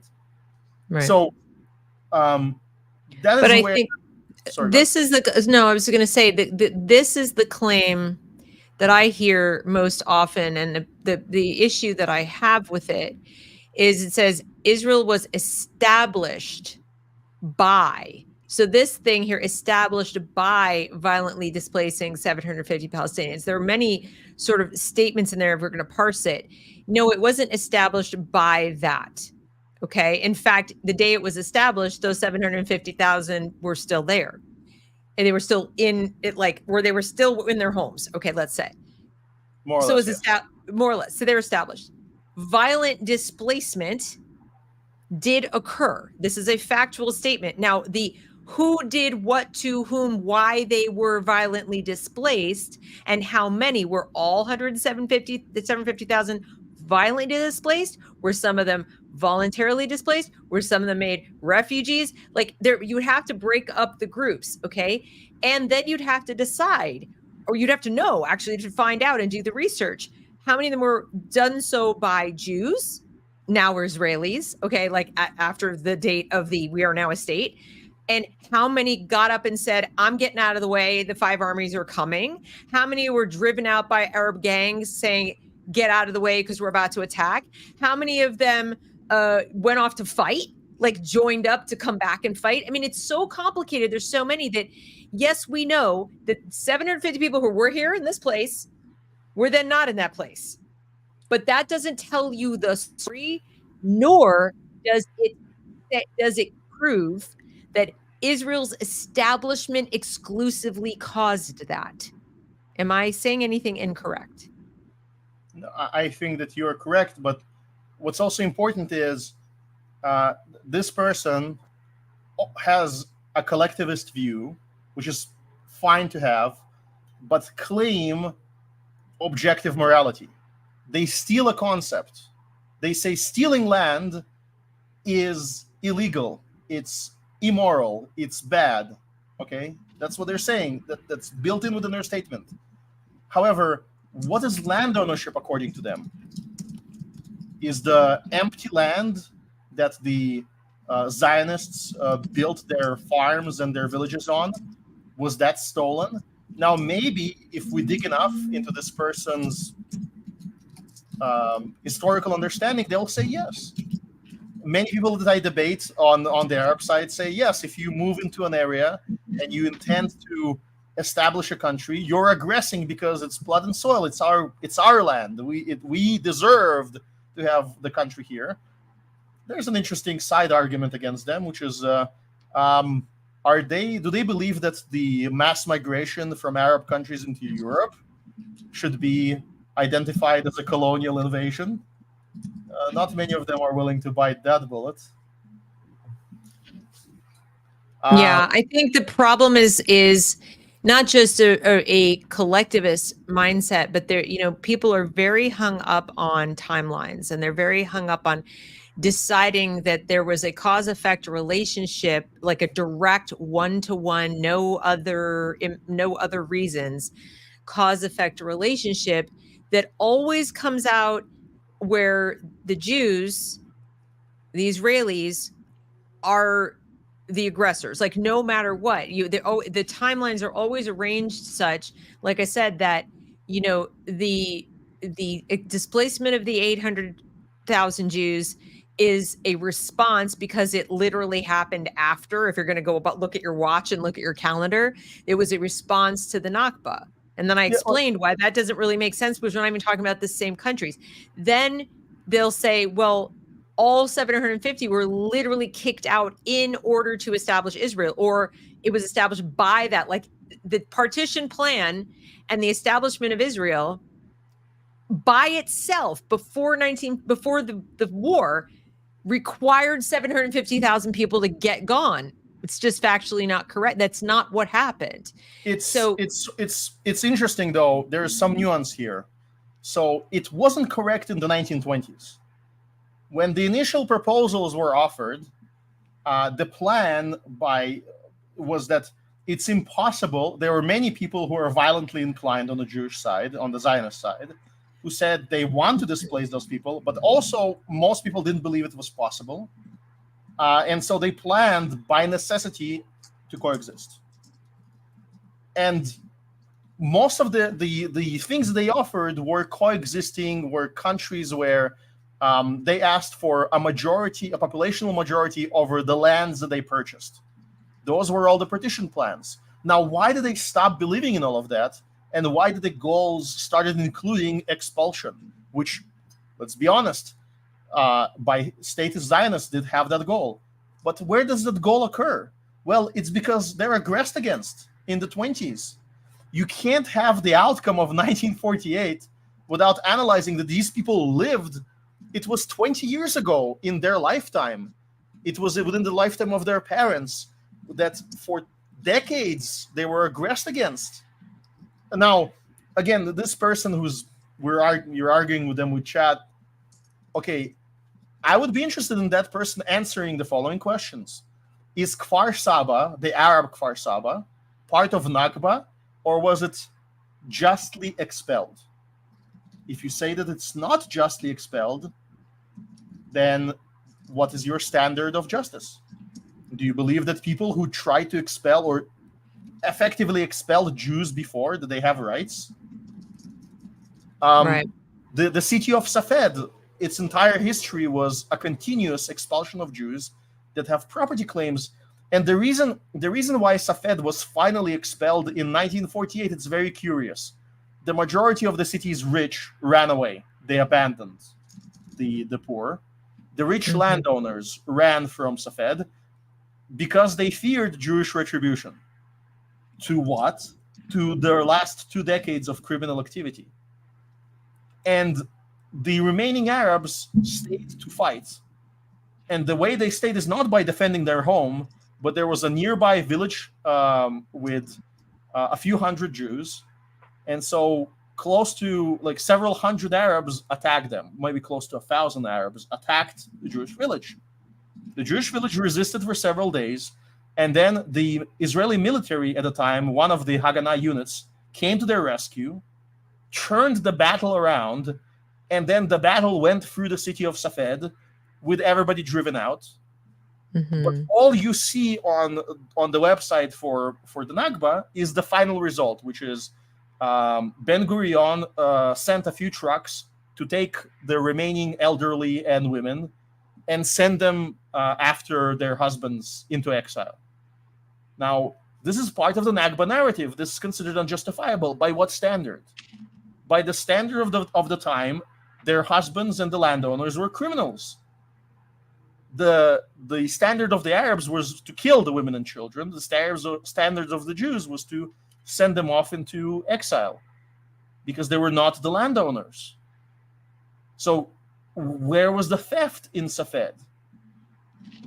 And go down city by village, and if you demonstrate to me this village was actually peaceful, not surrendered after decades of warfare, after decades of attacking roads and other villages, suddenly they decided to, declare surrender and beg for mercy. Not those, but people who were actually peaceful throughout the entire time period as landowners. Point me to them, show that to me, and I will say, you're right, that should be returned.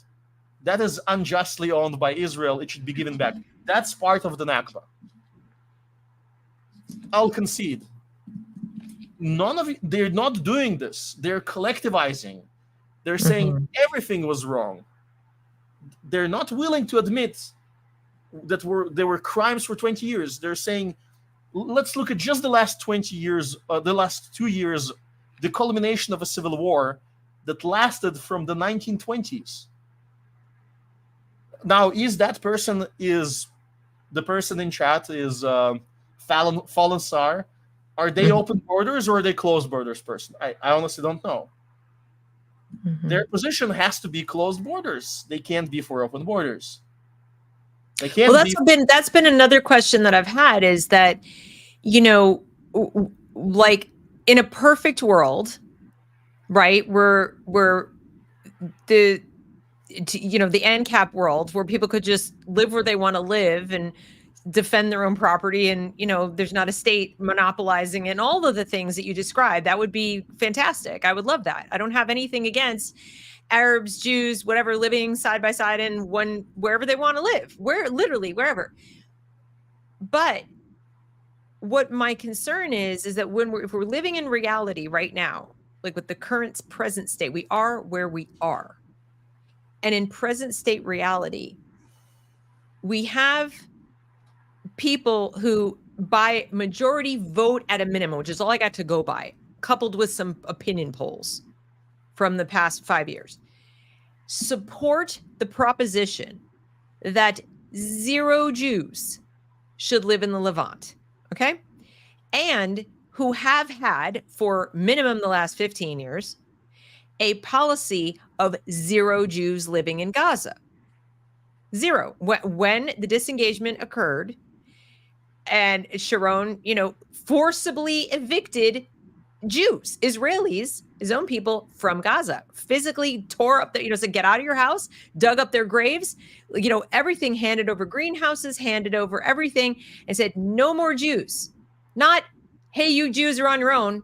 You want to stay in Gaza, you're going to be citizens of Gaza, and you're not going to be Israelis anymore, but you're going to live here. And that was part of the deal. The Gazans, the Arabs in Gaza didn't say, oh, those Jews who are there, who maintain the greenhouses and work in the hospital and they can stay, but we just want this to be ours. We want the Israeli soldiers and government gone. These are just people. They didn't say that. They said every Jew gone. So they left. Yes. They didn't just leave. They were forced out. So my problem is, if the issue is it's ethnocentric, it's, it's what, all the things, all the criticisms. And I'm saying, but I don't see that the other side wants the absence of ethnocentricity, or they want the absence of apartheid. They actually want those things. They just want that in from the river to the sea. And so this is the one thing I haven't heard anybody reconcile for me yet. In other words, all I'm not asking the people in the chat, when they're making their arguments, to say, all Palestinians need to get out. I don't even think that. What I'm saying is, can you make an argument where you will hold Arabs, Palestinians so-called, accountable to the same standard of non-aggression and inclusion, whatever you want to call it, within the Levant that you were holding Jews accountable for? And yes, I never get anyone to admit that. Yeah, they can't. And what's worse is that I have, in a debate against a Palestinian Arab, what I would do very easily is I would say, well, look, I have the example of the Coptic Christians. Let's say that now the reason why the Jews got evicted from Gaza was not only because the allegations of colonialism and we had to give it up as some form of justice, but because the Israeli government wanted to save face. If those colonists there, those farmers, were very ideological, willing to die for their land. So what would have happened if the Israeli army retreated and they stayed there? October 7th would have happened much earlier. It would have happened in, would the retreat happen, I believe, in 2006 or something. And no Israeli government was willing to suffer that. Mm-hmm. But they should, I don't know how to say it, almost should have, because it would have demonstrated to whom, I don't know. The reality is that we are dealing with a deeply aggressive people where there would be no newscast showing Arabs valiantly defending the last Jew. That would not exist in Gaza. And the reason is the narrative of original sin from the Nakba. This is why I begin with attempting to refute the Nakba as a property scenario, because that is how they justify it. They say, well, those are criminal people. They participated in it. They fought in that war. They're children of the people who deprived us of what we owned. This steals the concept of land ownership, steals the concept of property by people who don't have a property standard ever in history. They don't have it. They never argued against non-Jewish authorities that lorded over them. Right. All of these rebellious organizations began as anti-Jewish ones. Yeah. Now, maybe the person. There is a question here. There is a question here that I would like for you to answer. And this is from Kyle, who says, "Who or what holds them accountable?" Them being really any of them. I mean, any of the people to hold to the same standard as non-aggression without a monopoly in force. Who would do that? That's an interesting question, but before I answer it, I want to highlight something. For ethics, there are two things that are important: enforcement of ethics, which is what you're asking, and the objective reality of ethics. What are the objective laws of ethics, and how closely can you get your understanding of reality to integrate into the concepts that you have? So what I'm advocating for is, first of all, let's have the same concepts of ethics and let's have the same concept of law. That we both agree that there is a standard of property. And when we say land was stolen, we don't talk about, some blood and soil indigenous right. We're talking about actual property rights. The next step is how do we enforce it? How do we make it an actual reality? And then you have the private production of defense. I can talk to you about various histories that we have of people privately defending themselves. And we can talk about, well, if you don't believe that we can, the monopoly will disappear, fine. from the start of the stream, I provided this argument. Allow me to defend myself in parallel, right? So this is very interesting. The state is a monopoly on violence, and it is illegal in most countries to establish a private military force. Why? Don't you believe in the presumption of innocence? If I want to have tanks or my own aircraft carrier with my company, and I'm Elon Musk because I need to defend, my New Mexican launch site for my missiles, and I build an army around it, why are you presuming my guilt? Based on what? Oh, it has to be a monopoly. I see. Like there cannot be competition in defense, because what we will literally hear is, if you have multiple people producing defense, they will become warlords and they will become states. Well, what do we have now? We have warlords. They just have better perfume. They give you a better illusion of your security. Okay, you can believe that. There's also no monopoly on power, really. China, Russia don't believe in the American monopoly in the world. India and Brazil don't either. And if there's a victor in that global struggle, it won't be eternal, as you know. So there is actual anarchy right now. It's just between big players, big gangs. And we are afraid of smaller people having access to self-defense. It's a very interesting, curious position. So to that guy, read Anatomy of the State and the private production of defense, and enjoy yourself. Also, read about actual histories of American Wild West before we had, the FBI and the CIA and all the other freedom-loving institutions that we have, and how people paid for their sheriff and how people defended their town. Was it public or private? Also recognize the taxation really of income only started in the early 1900s, and you had 100 years of American history prior to that. Somehow people made do. There are researchers, libertarian researchers, that try to analyze and produce samples of crime statistics in the Wild West. I think the book is called The Not So Wild West, where their crime statistics were better than the whatever city you live in. And they were more private than we have it right now. I have the most unprivate city in the history of America, New York City. Is my defense being produced by my local government? No. Only if I defend myself do I know that the perpetrator will go to prison, meaning myself in this case, right? There's a monopoly. Do I feel secure? We have a judge in New York that said openly in court, the Second Amendment of the U.S. Constitution does not belong in my court. Silence, lawyer.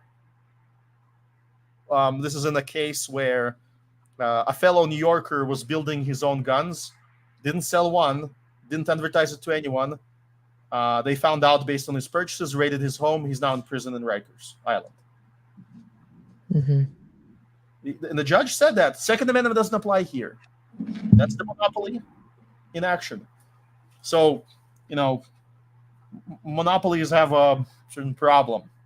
Yeah. Yeah. I mean, these are whenever I engage in these discussions or these arguments, I do get a little bit overwhelmed because I can't, I don't want to be a pragmatist, because then you start abandoning principle. But at the same time, I can't escape from the reality of what is, and where we are.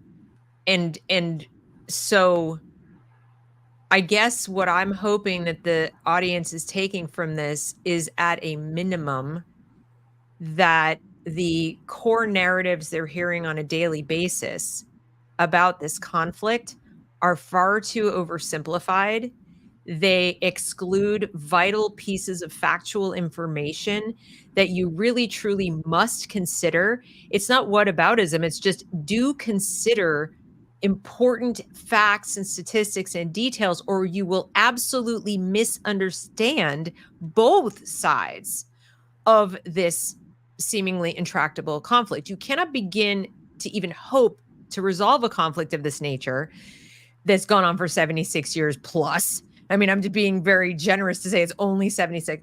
You can't, if you're going to be dishonest about it. Now that goes for both sides. I'm not exclusively saying that people on the sort of pro-Palestinian side or anti-Israel, whichever way you want to call yourselves, side are being dishonest. I'm saying that whoever wants to simplify it as either a blood and soil argument or it's all about the Nakba argument and all the 750,000 were forcibly expelled for no good reason and they were all completely innocent lambs and, you know, it was just this horrible colonizer. Like, these make nice stories because it's certainly a lot easier to argue them. Like you said, Mott and Bailey, it's a lot easier to argue my guys are the good guys, or my opinion is the good opinion, and that opinion is the bad opinion, when you conveniently leave out that not all the 750,000 were what any rational person would consider innocent, and not all of the people who were coming in and being in land,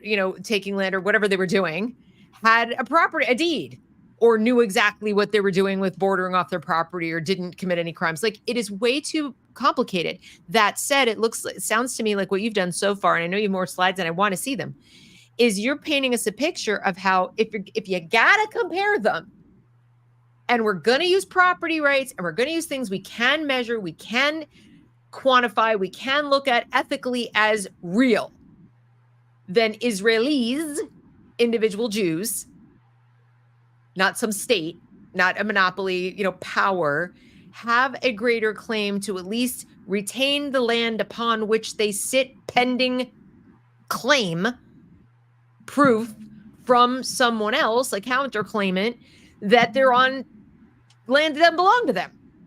Yes. Am I summing this up? That's correct. And Okay. I want to actually show, I know these people recently arrived, that's what I believe, because Sure. Or maybe they're hopelessly dishonest. Let's present them the previous slide, the previous one. Oh, the previous slide. Okay. Yeah. I want them, within their collective argument of the Zionists were the aggressors that, evicted everything, blah, blah, all of that we know, all of this wonderful argument, I want them to find room into investigating every one of these names. What happened in the Kfar Saba, Mr. Fallen Star and Donald T? You want to minimize harm. You say, oh, it was in the past. No. The people, the Palestinian Arabs right now in Gaza, who are chanting from the river to the sea, a chant that reverberates throughout our universities, they're talking about this.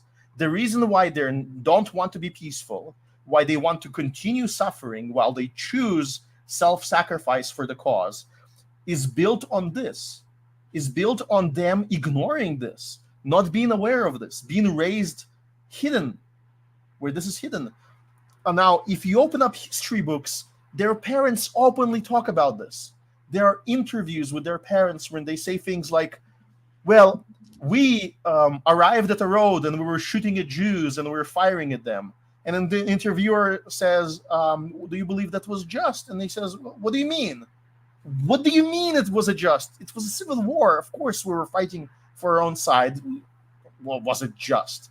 And then you ask them, these are Arabs who currently live in Israel. They have Israeli citizenship, and they fought in that conflict. And they're asked, do you believe that it's fair that you are not allowed to return to your village? And they say it's not fair.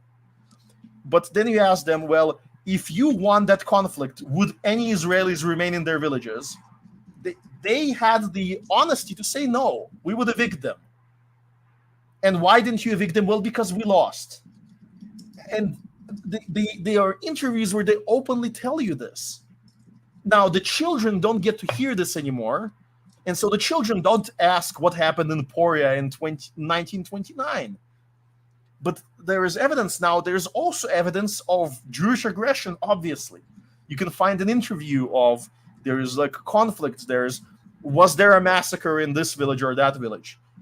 Everybody knows about Deir Yassin, but there's like a chain of reciprocal massacres that occur in that war that nobody knows the name of, because you don't listen, you don't review it. Let me give you an example. Can we pull up in my email? I sent you another link to Twitter to a very emblematic case for this. If you can. Okay, so which email was it? The most recent one? Yeah, the most recent one that has a Yes, Twitter. I've got it. Okay, hold on. Let me get this over there. We'll do it live. Okay. I really want the people in the chat, like Donald T and the Fallen Star in particular, to listen to this. So yeah, let's wait for it to happen. So if you do you need the video or something, or no, I just want to scroll down a bit. This is a slide. Okay, sure. Okay. Do you see that image below? So I'll read what is the text. So this was a propaganda piece that I encountered on Twitter, and this is how most of my research gets inspired. This is an allegation of a libertarian injustice. Remy Abdul, at Remy Abdu, right, who is a pro-Palestinian advocate, presents this case. He says, elderly Palestinian couple looking at their former home now occupied by a couple from Brooklyn. That is their narrative. That is their statement of claim of fact. That this couple in the red shirt and in the hat, these are Jews who stole land in the Nakba from these poor Palestinian women. This is what it's been presented. I want to know the truth. Mm-hmm. I want to know what's available. So I look for the debunked refutation. I find the Snopes article, which I don't link because I don't trust them, but they give me the name of this village, the name of where this picture was shot. I look at that name and I start looking for references to what happened there. And if you scroll up, I find it. If you up here, up, yes, this is the source. Uprooted and Planted is from a book, albeit by a Jewish scholar.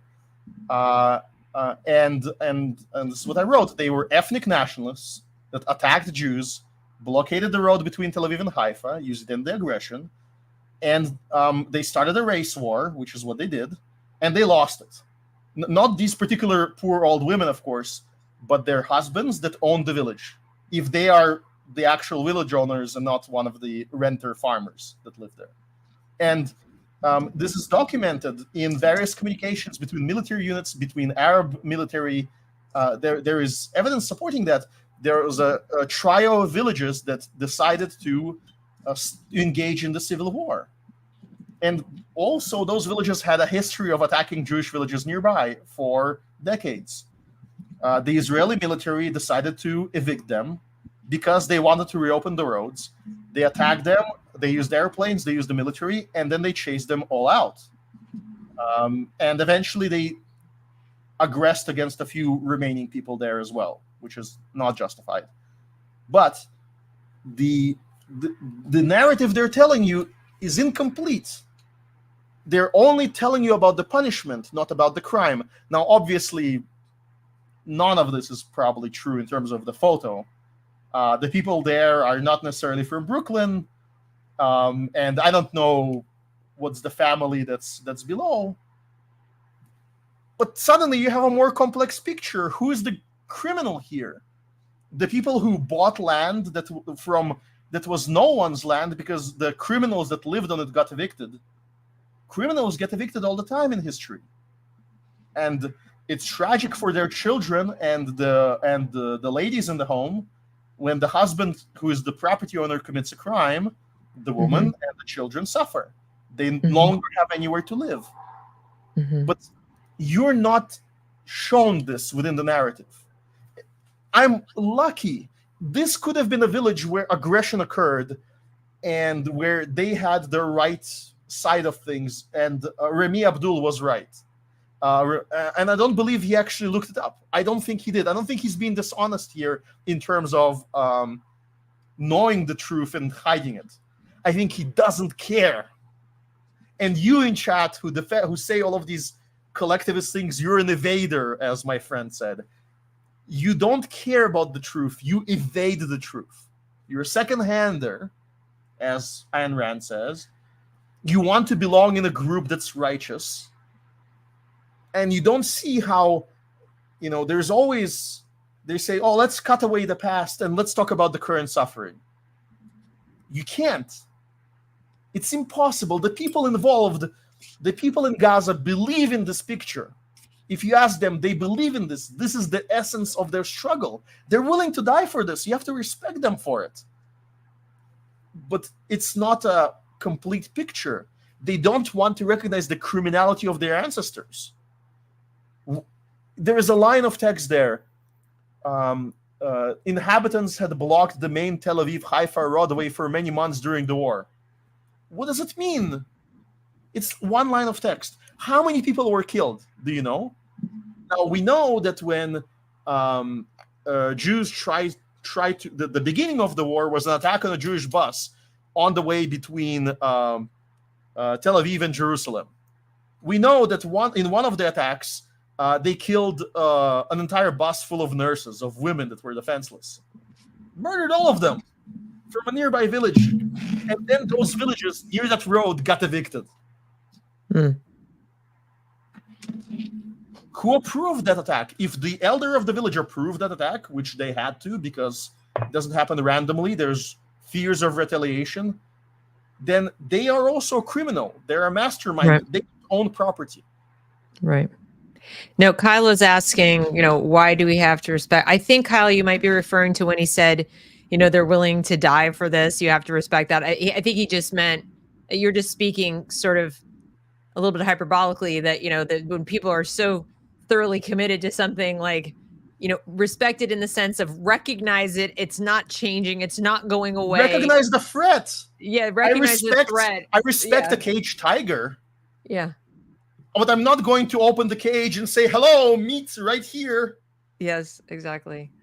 I respect it. You don't respect it. The people who say, oh, these are innocent victims, if only they could live side by side in peace. You don't respect reality. You're an evader. Well, the question I have, Kaz, is, okay, so a lot of people in the chat, and I'm trying to play devil's advocate here again, is that, you have people saying, I don't like what Israel is doing in this war.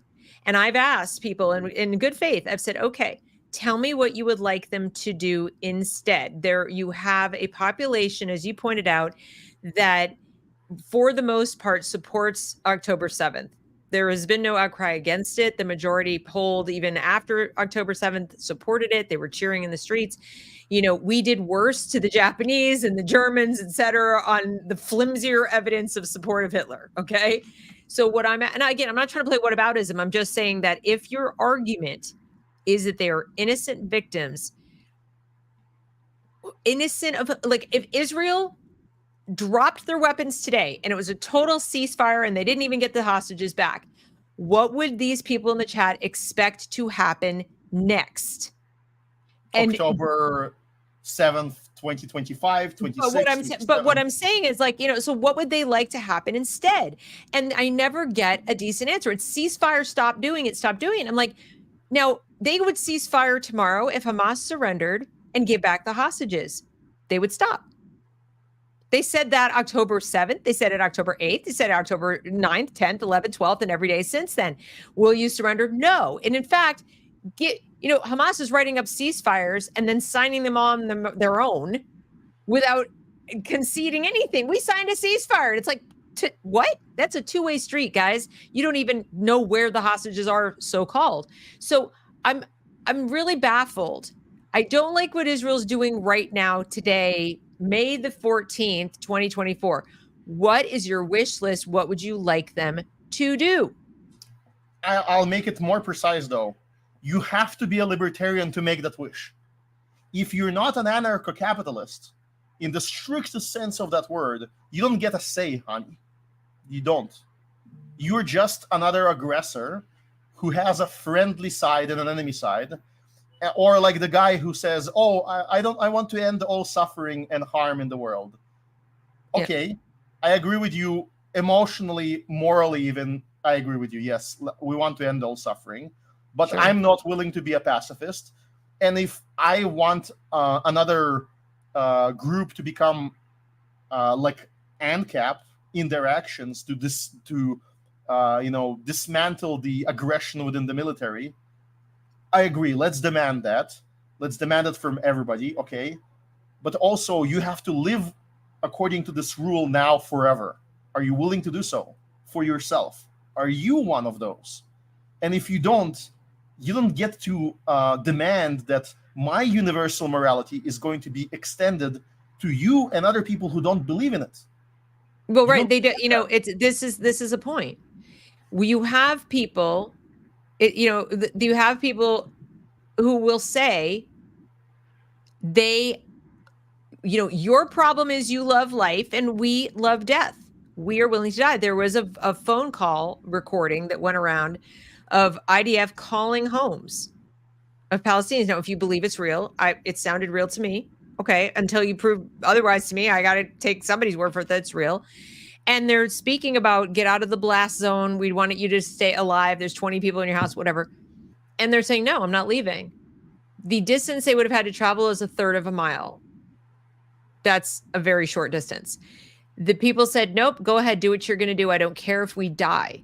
And the guy's begging him. He says, you've got children in there. You've got women in there. Please move. I don't want you to die.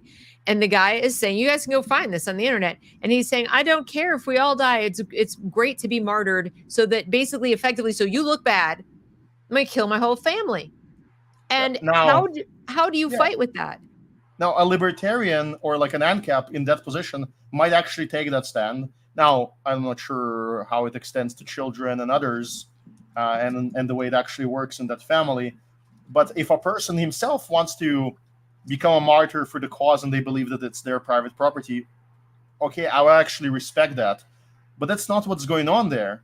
Right. These are people who are members of a variety of organizations that engage in aggression throughout most of their life. That's right. And they're not... and the argument is, like, the correct argument is, oh, well, like, one moment, Kasimir, presumption of innocence. Oh, interesting. So let's get down to the individual argument. Let's make everything as individual as possible. Okay, but then can you remove all the generalizations from your own language? Can you say it's complicated when somebody asks you whether the Nakba happened? Do you dare? And if you don't can you understand also, and I want to go back to this presentation, but let me get to the page because this is important to me. I feel like this is being misrepresented, and it's very frustrating to me that you very clearly showed the map. Okay, we're going to go back to the map. And oh wait, no, the map was in the Twitter. You can actually push forward and you'll find the map. I have it here just towards the end. Oh, you do? Okay. Yes. So I'm going to get to it because I really want to highlight something that keeps getting misstated. Okay. You just passed it.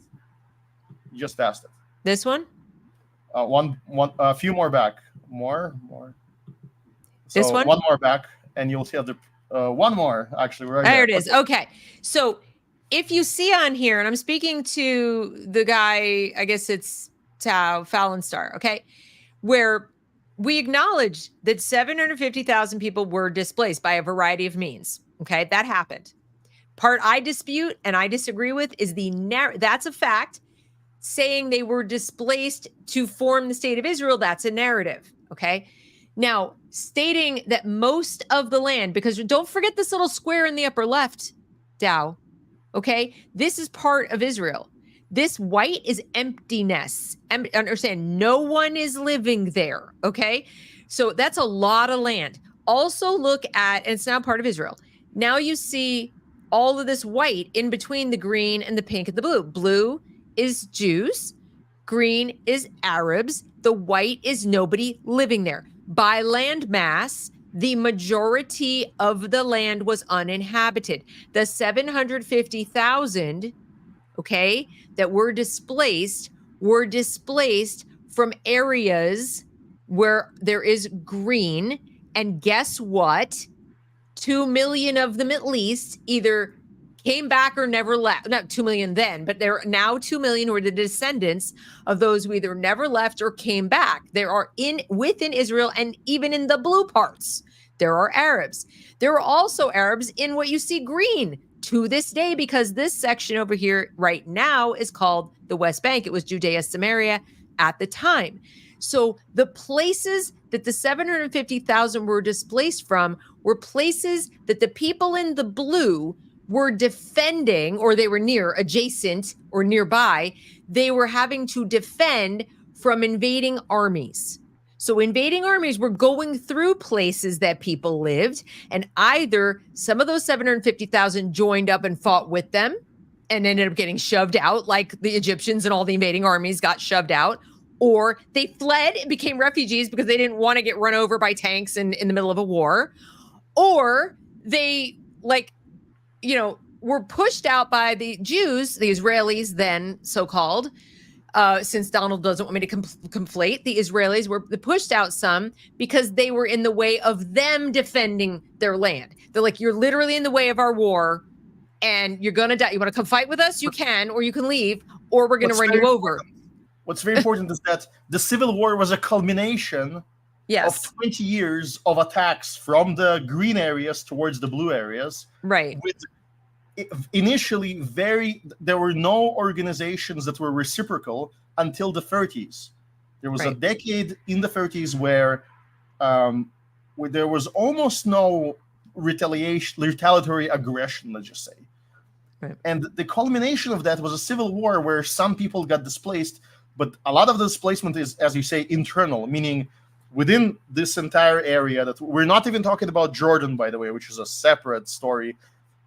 Jordan was established in the 1920s, in 1921, I believe, as well, by taking Palestine, cutting it in half, and giving the British allies, the Hashemites, most of the territory where, for the longest time and until I believe today, Jews are also persona non grata. There is no Jewish community or new Jewish development in Jordan, even though Jordan is a very friendly state. And the reason is again, it's the false narrative of the Nakba. That is the underlying reason that's being used as an excuse. They say, well, we don't want Jews to live with us because there are these horrible people that did this horrible thing. But what did they do actually? Well, in the overwhelming majority of cases, defended themselves. In the overwhelming majority of cases, the retribution was against people who were fighting against them for a decade before that. And I think what it comes down to, Kaz, is people absolutely refuse to believe that any Jews were in this area prior to, let's say, the 20s, okay? And that Arabs were, that they've always been there for thousands years. Okay, no conquest, no nothing. They've always been there. So always, the Jews were the interlopers, the colonists, the Europeans, the thises and that's. That's their mindset. And therefore, they didn't have a right to defend anything because they shouldn't have been there. That's what I'm hearing. Whenever I get into these discussions with people, what it comes down to is you can't claim to have been defending something when you shouldn't have been there in the first place. You shouldn't have been there, period. Go back to Europe, go back to Poland, go back to these places because Jews didn't belong there, whereas Arabs do. People, especially in the West, it's actually quite bigoted. They picture the Levant as Arab. It's like, it's all Arab. No Druze, no Armenians, no Assyrians, no anybody else, and definitely no Jews. Okay? Yes. Jews come from Judea. That's literally where the name comes from. And they picture Jews as white, like me, white, okay? Like Northern European white. But my ancestors are from, in the most recent times, Lithuania. But if you check my DNA, it literally says Jewish. Yeah, but Deb, one moment. There's another problem here, which is very weird. It's sort of, I sense a lot of blood and soil in that argument of theirs of Jews not belonging somewhere. So you believe consistently that there are certain areas where certain ethnicities belong? So is that your standard for the United States of America, which was overwhelmingly established by highly racist and, let's say, exclusionary white Europeans There are probably people in my chat who would say yes. But I have not noticed them packing their bags and moving back to wherever they decided they came from. And what I really would love to see is when they show up back in England, Ireland, France, Italy, Germany, blah, blah, blah, blah, blah, and knock on the door of whoever they decide is currently living on their land that their great, great, great grandparents left or whatever, if they expect that person to vacate the premises. Yes, it's all very interesting in theory, but we live in the now and in reality. And in reality, we are dealing with property rights and law and the reality of, state monopolies on power and defense and all of these things. And so, you can't have a rational conversation about this conflict if you're going to throw out inconvenient truths like property rights. Let's look at one more thing. If you press next slide two or three times, these are the components. Look at this, by the way. This is one of the things that I zoomed in on that map. This was the map that was presented to the United Nations. This is a historical document. You can look at the source. You can find this on Wikipedia. You can find versions of this. And if you zoom on the legend, it tells you the laws that the British Empire implemented. Now, these were laws implemented by Arabs at the time.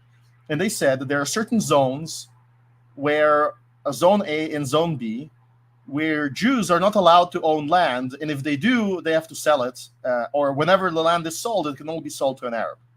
Not allowed to purchase, not allowed to sell. So the British, using their power of monopoly, with the help, with the blessing of the local Arabs, they enacted laws that were ethnically segregationist. Right. And they decided this will be our future territory. And they had the majority over there, but they wanted more. They always this wasn't enough. This wasn't racist. This wasn't ethnically pure enough. And I gave you several plausible reasons why. It's because when you're dealing with an aggressor, you believe that the person is rational like you. Right. That he believes that there's coexistence, that free trade, we can live side by side and trade and everybody benefits. There's lots of open land. There's more land than people, definitely, and we can live much more concentrated than before. Mm-hmm. But that's not how they think. They think that they are in a mortal game against another aggressor. Right. They think that, and this is the fear of the Arab leaders and the Arab population, that the Jews will displace them. That fear and the desire for monopoly on oil and monopoly in the region causes them to do with the Jews as the same as they did with the Druze, the same as they did with the Christians when the Christians were in power, the same as they did with the Assyrians and the Armenians in Turkey. Mm-hmm. I'm talking about the massacres that occurred. Right.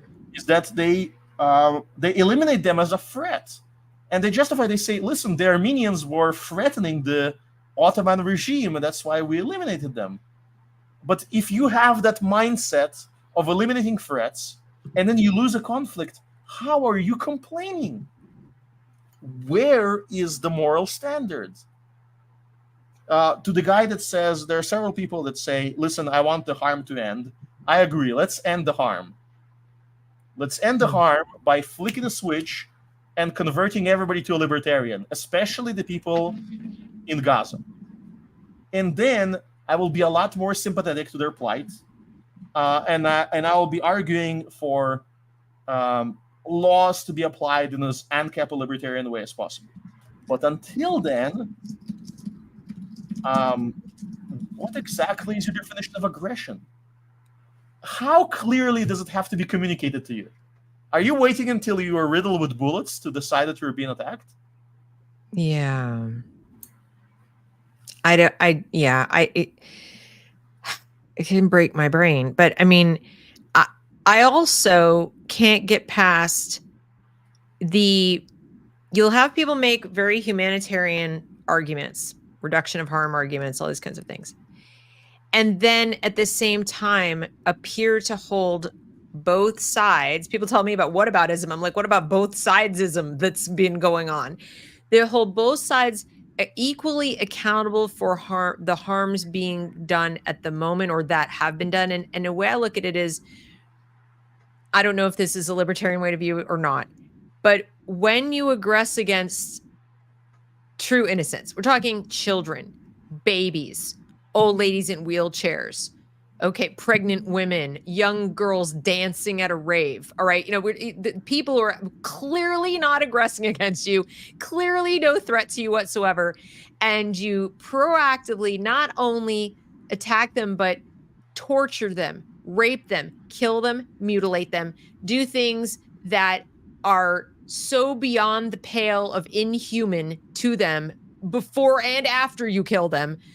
And you then say to the people who come to get you to stop and never be able to do that again, to their wives, their daughters, their grandparents, their brothers, whatever. And you say, don't hurt me, or don't hurt them, or don't kill anybody, because that's eye for an eye and that's bad. And I'm looking at going, is it eye for an eye? You're assuming it's revenge and not harm reduction. You're not looking in terms of this is a place from which, and a group of people who so control it and monopolize power within it, that produced that level of Bronze Age horror and violence. And our view, I'm just speaking for myself, of harm reduction is neutralize that shit. Like that, and the people who are morally capable, physically capable, everything of doing such a crime are not going to breathe another day if we can help it, because they are demonstrably rabid, dangerous. And so the level of force we have to exert in order to do that can't be, we're going to show up also with just little guns and knives and staplers and things. It's we got to get you where you hide. We got to get you around the civilians you drape around yourself to hide. This isn't standard warfare. This is not conventional. This isn't even World War II level warfare. And so I'm just baffled that the moral equivalence that people are taking between the combatants, even. Let's leave out civilians for the moment for this, except the fact that some are used as human shields. And let's just talk about what the combatants are doing and willing to do. Israel has taken prisoners. They have. Hamas, Islamic Jihad, etc., and so forth, do not take prisoners. Okay, they take hostages for trade, but they torture them, they rape them, they do other things, but they don't treat the prisoners like prisoners. They don't say, we're taking you back to a cell and we're going to feed you and interrogate you and things like that. No, they put them in a dungeon and God only knows what happens next. And sometimes they just straight up kill them. They're shooting their own people if they try to get to food aid, just so they'll starve, because that makes for good optics. There are things that are being done by the combatants and the people who monopolize power in Gaza to their own people. And yet it's reduction of harm to leave them in power? How is it humane to say, you guys stop fighting the extremely, extremely bad guys who are also in power over the people we claim are innocent? I don't understand it. No, and the reason why you don't understand it is because it uses what I sort of unmasked at the very beginning of the slideshow, which is that it's a friend-enemy distinction. They want you, and they place you subconsciously, or they place Israel or Israelis in general through the crime of original sin of the Nakba as the enemy. Therefore, everything that happens to them, they deserve, or at least, to some extent. Maybe people are not that monstrous. And then they have to obey the law very strictly. And they get to be collectivized in their guilt, while the other side has to be treated as individuals.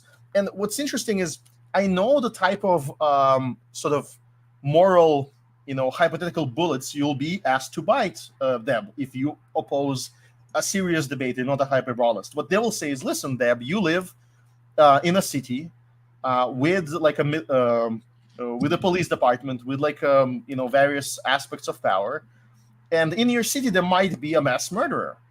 So would you like your city to be bombed to smithereens just to get at the mass murderer that's hiding somewhere in someone's basement? And you would say no, but this is the trick. What they're doing is they're generalizing incomparable patterns. In your city, the majority of the population is morally opposed to mass murder. In your city, the mass murderer is a hunted aberration. But in that city in Gaza, he's not. He's the norm. He's in fact brought up from youth. If the mass murderer wants to hide in my house, I'm going to fight him. I don't want him in my house. I'm not going to welcome him in. I'm not going to, keep him and feed him and allow that. I'm not going to do that, nor will my neighbors allow that to happen to me if I'm too weak to keep him out. When you live in a society that values life and individual liberty and things of that nature, that mass murderer doesn't have a lot of hidey holes.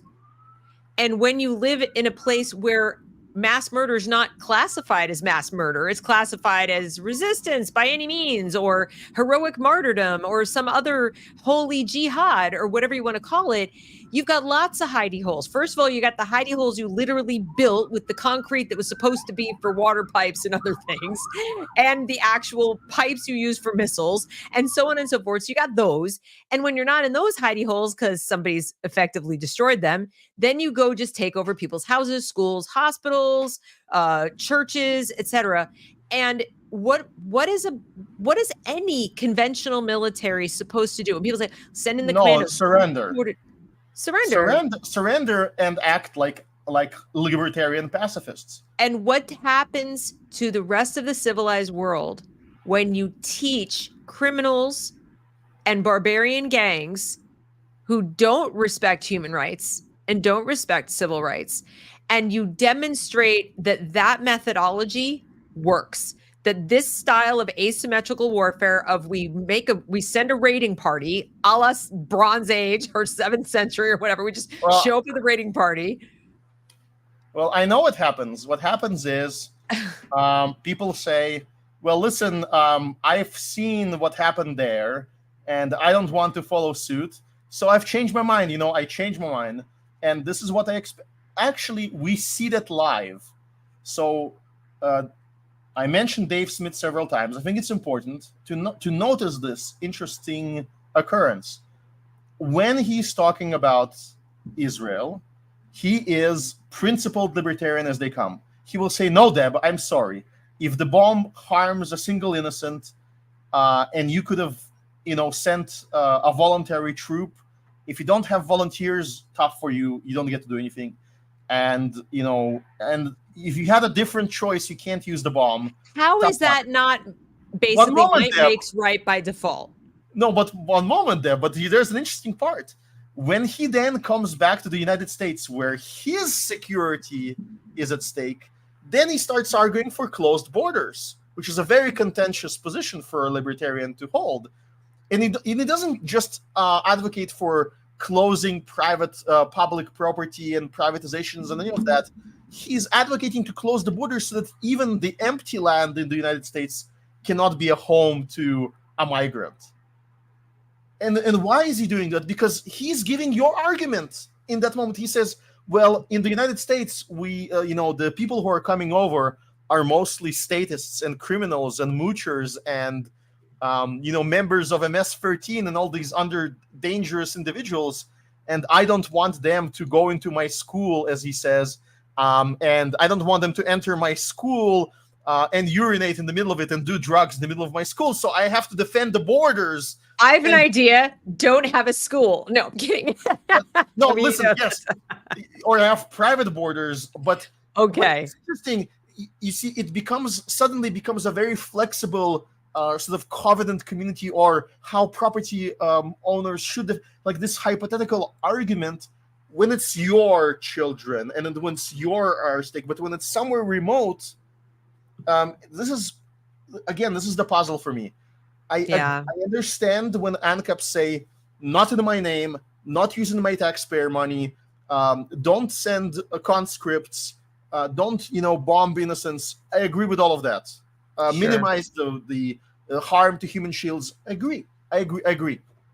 But you seem to go beyond that. You seem to then when we query you a little bit, you suddenly talk about the Nakba as if it's a real thing. You suddenly omit the property rights in the argument. You suddenly believe in the original sin. You believe in the colonial narrative, and you support all of that. And that's your next claim. As soon as I retreat down to that level, that's what you generalize next. And Right. I know that because you've read Rothbard, because I know what people like Scott Horton are saying. I know all the libertarians, what most of them are saying. And they're not just saying, not in my name, don't do it with my weapons. They go beyond that. They're saying this is an aggressor colonial. Are they consistent? Are they consistent in when they speak about Ukraine? Well, it's the same. Well, the argument is that, listen, if I'm being totally charitable, they will say, I never justified the Russian invasion of Ukraine, but they will say something like, it was provoked, which is sort of true. Or they will say, I don't justify the October 7th, but it was provoked because those people were kept in oppression. The word "it was provoked" implies a reference to the Nakba that's been carefully masked. That's why I always say I don't care about. I want to go back to the 20s. I want to go back to the actual origin, because I know that you will end up referencing it in hiding, in like masking it, right? Eventually, because you believe that they don't belong there, and you're going to unmask yourself at some point. So that's why I'm going there from the start in any debate on this topic. What of the slides have we not covered? Because I definitely want to get through as much of your presentation as we can. We're on 3 hours, and I did want to at one point I have one big question for you, but it's probably a better question for the end. So what other things should we look at in the presentation? Let's see what I present and see if anything is important relative to what's said. I mean, this Palestinian loss of land map is really amusing. If you look at the next slide, they gained politically throughout history, never had a polity before. Just sort of like instant debunk, unrelated to the AnCap position, but sort of amusing. They never claimed to be oppressed while they were under the Egyptians and Jordanians. In fact, they evicted all the Jews from the West Bank during the rule of the Egyptians and Jordanians, and from Gaza. They had an apartheid state with no Jews allowed. Well, not even apartheid, far worse, like just plain eviction. So if you go forward, let's see what else I had in store. These are, again, the partition plans. These were the statist solutions proposed. If you compare them to the property maps, mighty similar there. Mighty similar. This was rejected every time. One of the things people don't realize is why was it rejected. Initially, it was rejected in 1937 because the oil pipe was built in 1935. And how can you give Haifa to the Jews as an Arab leader where they will have a part of the oil profits from shipping oil from Iraq? There's no other easy port on the coast back then. So you can't give Haifa to the Jews, even though they own most of it. Okay, so then there is 1947. Again, they get even more. What's that? And attack. Again, the statist solution gets rejected. But they don't offer an AnCap solution either. That's the key. As an AnCap, you have to look at that as well. And then the 2000s, this is the current sort of reality. Now, Israel, thank God, well, Israelis, I would say. This would have been the best deal for them. If they had accepted the partition in 1947, this would have been their best bet. It really, I mean. Or 37. Or 37. I mean, 37 would be even more. But this right here, I mean, they've got all this. This is very fertile land up here. They'd have all this fertile land, and then they'd have seaside. They could be, you know, the Riviera of the Middle East too. I mean, I'm sorry, it's just so frustrating. I don't like waste of anything. You know, life, the money. Interesting part is you have Lebanon. Deb, you have the Lebanese example. When you say Riviera of the No, it was the Riviera. It was like the absolute party, beautiful, gorgeous place. But what happens? They freaking They turned it into with Soviet help. They turned it in to a state within a state in southern Lebanon for the sole purpose of attacking Israel and destroyed the whole fucking country. Yeah, and interestingly, the United States helped.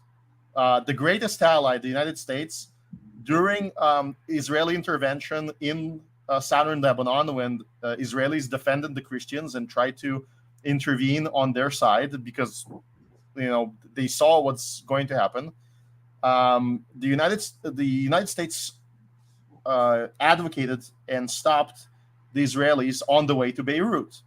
And the PLO escaped from Beirut into Tunisia.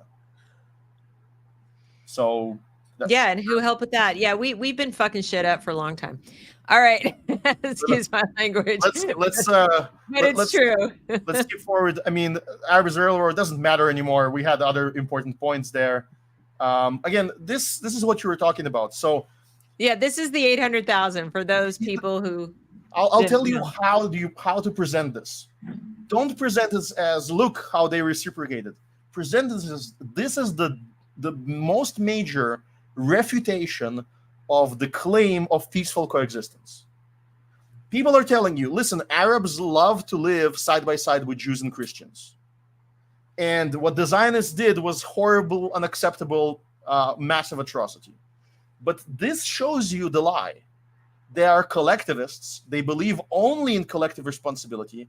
And so as soon as they had an excuse to do so, they depopulated all of their territories from Jews. Yeah. And not Israelis, Donald, Jews. Yeah. And now the funny part is that there are these very funny counter narratives that people present against this. Conspiracy theories about, in this particular country, the Zionists helped by this secret plan and blah, blah. No. Even if you concede that did happen, and it didn't. It's a big fabrication by most accounts.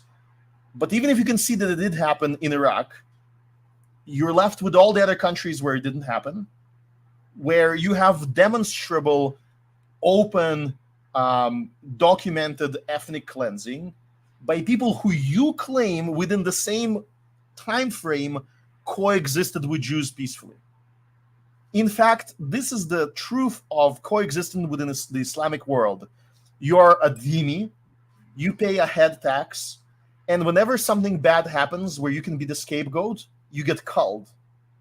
And then in the history books, we have the persecution of Copts in Egypt.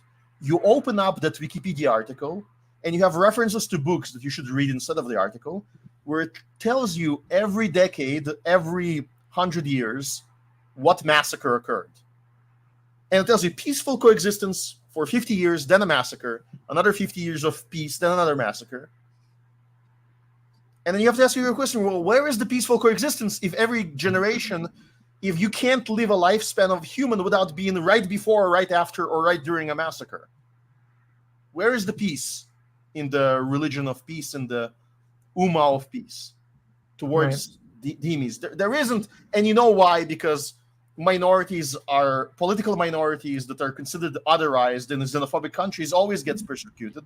It happens everywhere. It's nothing new. It's not even unique to them. They just happen to be very xenophobic, very unliberal in their views. So they don't view the world the way you do. They view the world the way a collectivist does, which is a Jew offended me in Israel. He burned the Quran in Florida. Therefore, I need to destroy the embassy or some Jewish ancient community in my neighborhood because those are the only ones I can reach in defense of the faith. That's how it works. You can either live with this reality or live in a fantasy land where you believe that there were noble savages that coexisted with everybody around them in peace. They just didn't, though. I mean, it's just didn't. And they're not unique. I'm demonizing them because they act like demons, but it's the reality. But most other societies were as criminal earlier in their history. The development of an alternative occurs very rarely in human history. It takes specific types of topography and philosophy to occur. In small places in Europe, let's just say, and a small place in the Middle East right now, there are people who believe otherwise, and that's why they're very vulnerable in Israel. In Israel, there's going to be Jews in Tel Aviv chanting to stop the war in Gaza. Preposterous if the situation was reversed. Preposterous. Yep. Okay, so let's see. What else did we have here? We've got Robert F. Kennedy. Yeah, he just summarizes the same thing. Robert Kennedy visited the place in 1948, and that's what he discovered. He believed that the whole conflict is about oil back then and about the oil pipe, and he predicted sort of my take, which is the Arabs so feared the Jews they aggressed.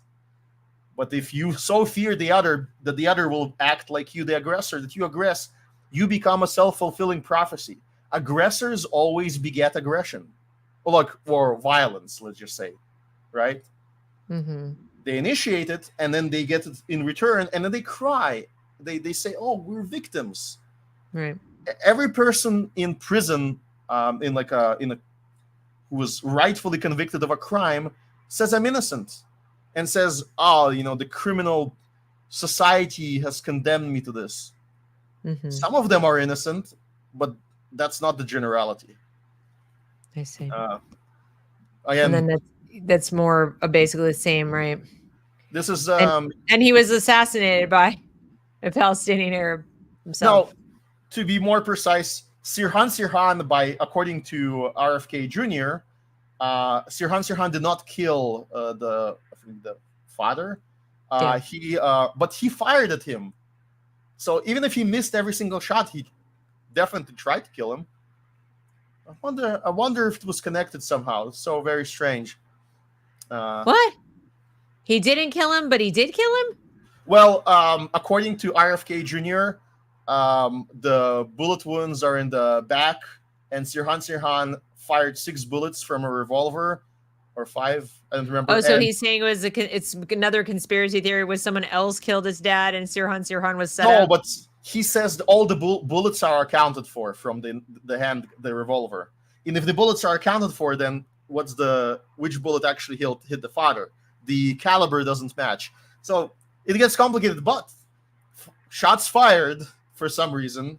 Yeah. And these were people who were openly contesting. One of the reasons why he was speaking so loose is because they had certain problems, the Kennedys, with the oil lobby at the time, and so they were quite loose with what they were saying. Yeah. But okay, so that's the end of the presentation, and then I have a couple of questions. So I'm gonna stop the share there so we can go back to this. Okay. I'm struggling to even follow the comments anymore because people are so all over the place. We've got one flagrant racist in there who I just can't even deal with. Then we've got people arguing why not just go back to Poland? People don't want you in the region and they're killing you. So why stay there? They don't want you anyway because they so want us in Poland.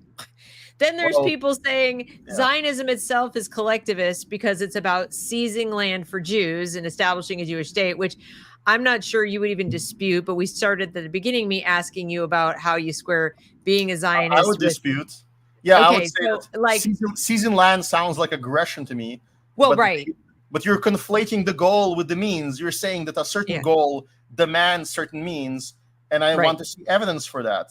That's right. So I can have the same goal without the same means. If Jews, individual Jews, voluntarily want to live in a neighborhood or in a land, if you will, an area of the globe where their neighbors are also going to be Jews, because that is kind of like how they like to live with their traditions and their community, having the same values and so forth. And they decide they want to voluntarily do that, want to buy land, and they want to set up their own little, even like AnCap government of one on their little square of land. And that's the kind of Zionists they are. Is like, I'd like to live in a neighborhood with lots of other Jews where we're all voluntarily living with lots of other Jews, because that makes worship and fellowship and keeping kosher and all kinds of other shit a whole lot easier that we value, and marrying Jews and all the things, and got to have a moil down the street. Like, why is that a problem for so many people? Now, like you said, I think they're conflating the how with the why. Yeah. And so if the how is then it, and what we're just trying to say with this show is, you guys are mischaracterizing the how as exclusively aggressive, seizing, taking criminal action, and that is not historically accurate. Yes, because they're omitting the actual original crime, which was an attack on peaceful villages, on villages that were acquired peacefully. And the generalization is always dishonest. It will always try to point at a single instance of a particular crime and try to claim that the 1% is the 99%, which is not the case. It will never collectivize accurately. Listen, humans are pattern recognition machines. This is what we do. We have to. This is how we talk. We simplify. I agree. But when you simplify, for the Marxists in the chat, sure. No, their materialist minds are very pure. I know. Yeah. Yes, they're very. We have to do human behavior through systems theory and rejecting. They have the knowledge. I'm very confused. There's no such thing as an original thought. That's a good one. And then, of course, we Donald, you should be very reassured by Brienne, because she's not going to judge you, Donald, good Jew, against, crazy ass Zionists. So it's okay. When comes time for the tribunal to judge all the Jews, you'll be in good favor. Okay. So have fun with that. Why not return to Poland? I think Poland has been tried as a strategy before. Now, wasn't it 2,000 years in Poland, and Jews were not welcome in Poland? No, well, they have theories for why, but what's interesting is also the African continent is often presented as an alternative. Why not Rwanda, or I think it was Rwanda, or why not some other country, Zimbabwe? Well, let me tell you about Rhodesia or South Africa today. People who are the wrong shade of black are not welcome in Africa these days. We're not welcome by the Soviet Union there. And, the history of South Africa is complicated, but you should look into where the Boers originated and where the Bantu tribes originated, and just the dynamic of the Bantu tribes in Central Africa. And you will see that Europe failed, Africa would have definitely failed. And the other thing is, you don't have a right to demand anything. If you believe in might makes right, then, well, Israel exists. So, why are you here talking? Just wait until them not existing, Maybe your prayers will be answered one day, but there's nothing to talk with you about. If you are, however, a property person, an AnCap, you don't have an argument. You don't have a way to demand anyone to move anywhere, because they voluntarily decided to live there. And if I voluntarily decide to move to Chicago and people try to bulgarize my home and I defend myself and there's a bunch of corpses outside and a democratic judge puts me in prison for self-defense, right? If that ever happens, that'll be a justified actions by my account, regardless of the criminals around me. That'll be my insanity to go to, to be surrounded by enemies who don't want me there. But you don't have a way to judge it. Mm-hmm. You're asking, well, what's the pragmatic thing? Well, humans have desires that are not pragmatic, like the desire to open new frontiers, to live where the ancestors lived. These are all desires that you might not understand, and that's fine. You don't have an argument. You don't have a claim. Mm-hmm. You have to prove that they're aggressing, and you can't. You have never tried. You just well, and the last question I want to ask you is, because I keep coming back to this other problem, which is that we can point all this out. It's all very rational, and yet I've seen people fight harder against any form of rational argument about Jews, period, having, any Jews having any claim to any land in a place that we currently call Israel, they call Palestine. And I really am going to ask you your opinion as to why is it uniquely this conflict? I don't see people going back and forth over Taiwan. I don't see people going back and forth over Armenia. I don't see people going back and forth over Ukraine or any of the other, even, Myanmar. I don't see people, going back and forth over these things with the same degree of venom at anybody else. I don't even see people mentioning the Copts in Egypt. It's like these things don't exist, and the only persecuted people on planet Earth live in the so-called West Bank and Gaza, and the only villains in the world are Jews, not just Israeli Jews. Look, we got friggin' what's-his-fuck over here, neologist, who's just, Jews are animals. Did you know that? We're just vicious, horrible, evil, racist, nasty animals, and therefore we need to be kept away from everybody else. And I'm sorry, but I believe that all he is honest. The only difference between him and the vast majority of people who aren't just capos and self-haters and, like, they'll eat me last if I'm nice to them, they're just dishonest. Am I crazy? I mean, I can't. No, I don't think you're crazy, but I can. For it is there. Realistically, there's two main reasons.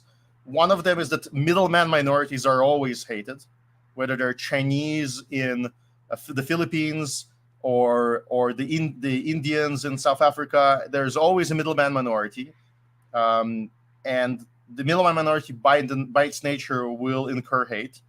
But also, the past 50 years, the past 70 years of the history of Jewish politics in the world have been disastrous embarrassments where the Jewish community is held tight by statists, and their form of debate and argument is statist and very, very unpopular in its results. So part of the taxation that every Israeli pays goes towards the various organizations that supposedly support Israel. And many of the donations from American Jews go to organizations like the ADL, for example, that are supposedly defending Jewish rights. But these organizations don't act in the best interests of Jews.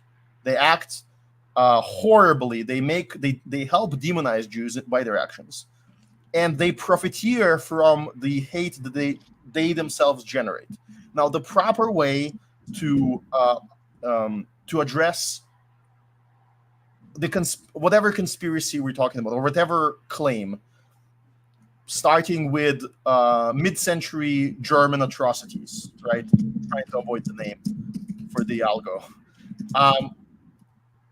The main form of argument by Jewish leaders has been to silence, sue, deplatform, debank for 50 years, and at the same time be very loose with documenting evidence and with creating easy access to the documents. If I wanted to see documents about Jews under the Nazi Germany, the real documents, I would have to be a scholar. Until 2019, they weren't on the internet. We had the internet for 19 years, more perhaps, before we gained access through the internet to some of the original documents. But the history of the claim that it didn't happen or not enough or whatever, right, the way they're scaling their arguments, that already occurred for 70 years before the documents were released. This illiberal, this anti-scientific, this close-minded attitude to argumentative self-defense, this fear of debate that permeates this community, including some of my community, has been extremely harmful and creates the environment as if we don't have an argument. If all of my opponents that would face me in a debate get canceled because they say something wrong, I don't get to refute them live on air. I don't get to be corrected about where I'm misrepresenting something. But the black and white narrative that they're trying to build is they're trying to build Israelis as entirely as saints. They're saying that there's no Nakba whatsoever. Well, there was some. There was a certain amount. You need to study how much, and if you try to hide all of it, you get the opposite result. You get people like there are people who I watch them talk about some part of Jewish history or claim or some conspiracy, and they weave truth with lies with narratives. Mm-hmm. If you then debunk them, people will donate them money. They don't get defeated by that. They have to get defeated by debates, and you have to allow for the possibility of some people still being believing in the wrong things. So, in my mind, this is a key point where that fuels a lot of the hatred. The other point in the hatred is a middle-man minority that's highly successful makes a lot of people upset. The other point is that there is some truth to the criticism. There is nepotism, and there is in-group preference among the Jewish community that is considered not nice within the self-sacrificial Protestant European culture. So that is one of the reasons, and no other, like every other culture except WASPs in America, almost every other culture in the world has in-group preference. Japanese. I'm so sorry to burst your bubble, my dear. I worked for a financial services company in Chicago that was like 100% WASPs in the Midwest. I also went to WASPy schools in New England. My dad was the only Jew in his class at Deerfield Academy in the 1950s. I promise you, he wasn't allowed to join certain clubs because no Jews allowed. It was only WASP, no Catholics either. The nativists, Okay. WASPs are some of the most nepotistic in-group preference having people you will ever find. The KKK was fucking WASPs. No, I reject that. So okay, no, I stand corrected. Every self-identified group has in-group preference. It is the nature of group identification. The only people who don't do that don't identify with a group. They're total mutts, and they're like, I'm a none religiously, I'm a nothing ethnically, racially, etc. I don't have an in-group to be in to group to. But anybody who has something hyphen American has in-group preference. That they're lying if they say that they don't. We have people right here in this chat, not all of you, but there are some of you who have made it abundantly clear that you would have an in-group preference, and in fact would explicitly exclude certain people from your in-group and your neighborhood and your country. So yeah, no, Jews do not have a monopoly on that. They don't, but there's a problem, especially with leftist communist Jews, which again, if you go, this is the sort of problem. If I go to oh my god, no, before you go to chat, if I go into like a group of racists, right? There's a racialist. Here you go, right here. no, fine. If you go to a racist magazine, like yes. an actual racist, like race realism advocacy. They're Sturmer. No, not the Sturmer, but like okay. They have a particular bent, but.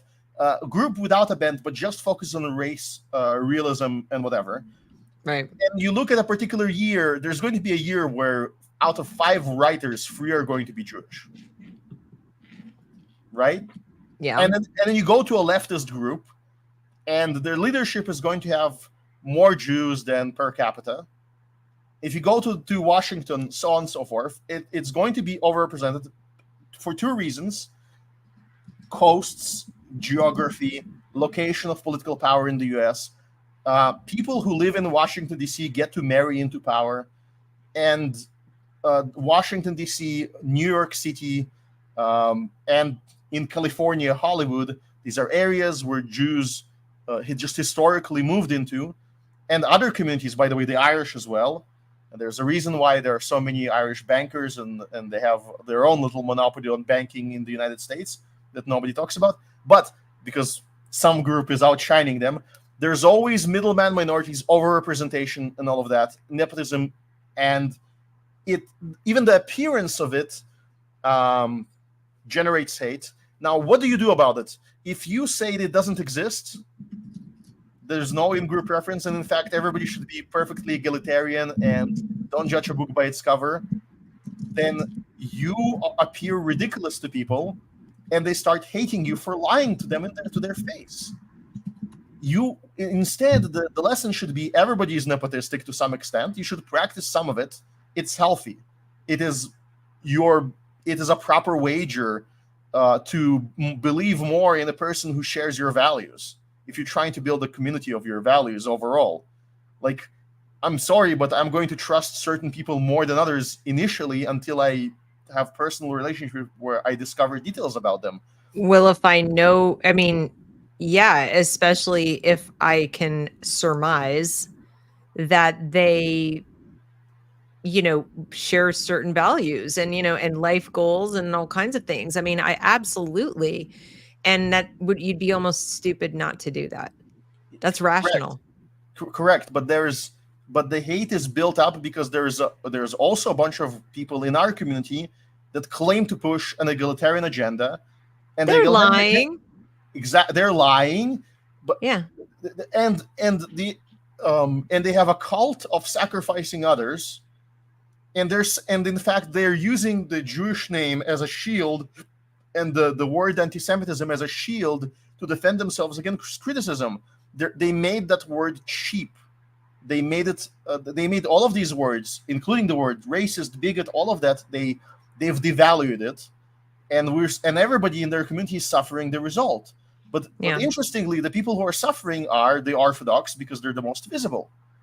When I walk down the street, unless I tell somebody and they don't know, I start speaking Hebrew in front of an Orthodox person, he gets a culture shock. Well, the grand irony of October 7th is that most of the people who lived in those kibbutzim and who were at that rave were your most progressive, peace-loving people. Correct. Yes. And that's including pro-Palestinian advocates. Exactly. But my view is broader. I had the class right behind me in high school. 10 people died in a bombing a few years after I left where I lived. I could have been in the Delphinarium if I stayed. Could have been one of the victims. I drove on the bus that got blown up.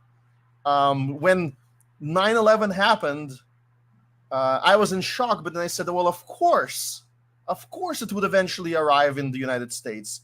I just saw it, my youth was there's more coming. There's more coming. And I was like, well, now, all of these people who didn't understand what I was going through, they might start understanding. Really not. The lessons learned were completely different. But that was, and I know this was the feeling of a lot of people who were like, we lived through all of this for decades. You've experienced it the first time, and you're shocked. And the result from shock is like disbelief and various theories and everything else. But you ask, well, why do they hate? Because not defending yourself properly. And who is responsible for you not defending yourself? Why? When I go on YouTube, the best YouTube video right now that argues from the side of the Israelis is by a lone Israeli in a kibbutz, camera to his face with his neighborhood as background, no production values, editing little pictures like my presentation into the image. I learned from him about that list of villages. I didn't know that fact. He opened up my horizons. I thought it started in the riots and everything. No, I learned about the village campaign that was equally important. Why is he doing this? And there's no government Hasbara money in it, because Hasbara is a fraud to deprive to steal and waste taxpayer money in Israel and elsewhere. The ADL is these are all fraud organizations. The ADL is just an arm of the DNC. They're purely political. Even IPAC, that people are saying, oh, it's, the tail is wagging the dog or whatever. They're not friendly to the entire interests of Israel. No, they're not. They're pushing the military-industrial complex, investing in Israel, and the kickbacks to politicians that occur through that. That's not a purely Israeli, pro-Israeli interest. Right. Well, I hope everyone's listening to this while you guys are having your little fight. Kasimir is demonstrating for you that, we being this two individuals sitting here who just coincidentally happen to be of Jewish heritage, we do criticize Israeli government.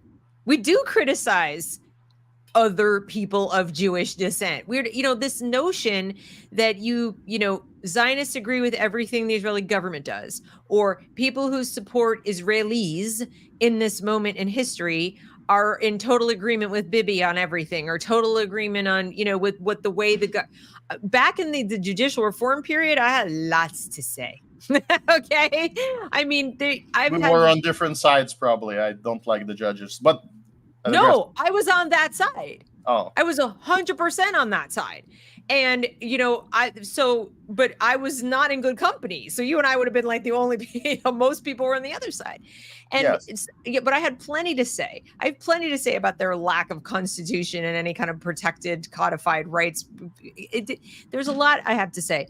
But in this particular conflict, what I don't like and what has bothered me is that people who, whatever side they're on, but it's typically people who are against Israel defending itself, will say, oh, you're Jewish, so of course you think X. Like, they sum up my Y as being that one thing.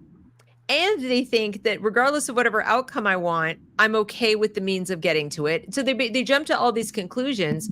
And I'm really glad you came on, because it's been really helpful. I think certainly for me, I've learned a lot, but I hope for the audience that watches this, if you're watching on the replay, I hope you get a lot out of this, to understand that if you're tempted to say you and they and, we and us and them and all these kind of statements, or sum everything up in the simplistic narratives of a bunch of ignorant college students, you are missing 90% of the story.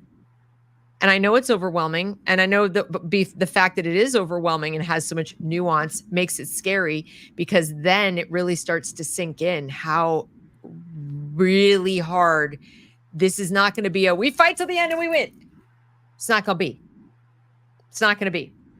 And I know that. I think you know that, Kaz, and we're probably equally frustrated by it. But it's also not going to be if you go, ceasefire. None of the things that we all who are decent human beings would like to see as a desirable outcome, people coexisting peacefully without a oppressive government in either respect, we're not going to get our wish. That's correct. What it is going to look like, I don't know. I can't predict. But probably none of us here, including all of you in the chat, are going to get our wish. But I think what's very important as a strategy for people who are in favor of freedom and who want to actually, minimize harm, then you have to be less evasive in your arguments. You have to recognize all of these sort of fallacious narrative traps you can fall into, and understand that if you have to start classifying your arguments. If you're making a collectivist argument, okay, fine, but then check if it's consistent. Check if the pattern you're recognizing is the actual pattern. Don't just believe it because somebody said that that's the pattern. People falsely present patterns all the time. It's in fact a key point in the propaganda is to falsely represent a non-existing pattern or flip the actual facts into a completely different narrative. That is what people do. And the other person, again, this is what I want to close with. I'm not rejecting the idea of Nakba, or there's been some criminality in the formation of the Israeli state. In fact, it's by definition criminal, and every year it performs so much crime that most of its members belong in prison. or have to pay restitution in things that even Deb would agree with. That Deb probably agrees that disarming people was criminal. She probably agrees that what they did during the lockdowns, where I saw 100%. shop owners crying on their knees in front of a police officer that was also crying because Forced vaccinating people. Totally criminal. So there was so much of that. But then when you see something like this, when you see like a crime, and you start an individual analysis, stay within that analysis. Stay within that analysis for both groups. And I hope that as we analyze conflicts, we start using as an individual of a fact pattern as we can, and become more consistent. And those of you who doubt that this is like practical, fine, but you should at least share my goal, which is if you're analyzing a conflict from a legal perspective, you should approach it as much of a court case as possible.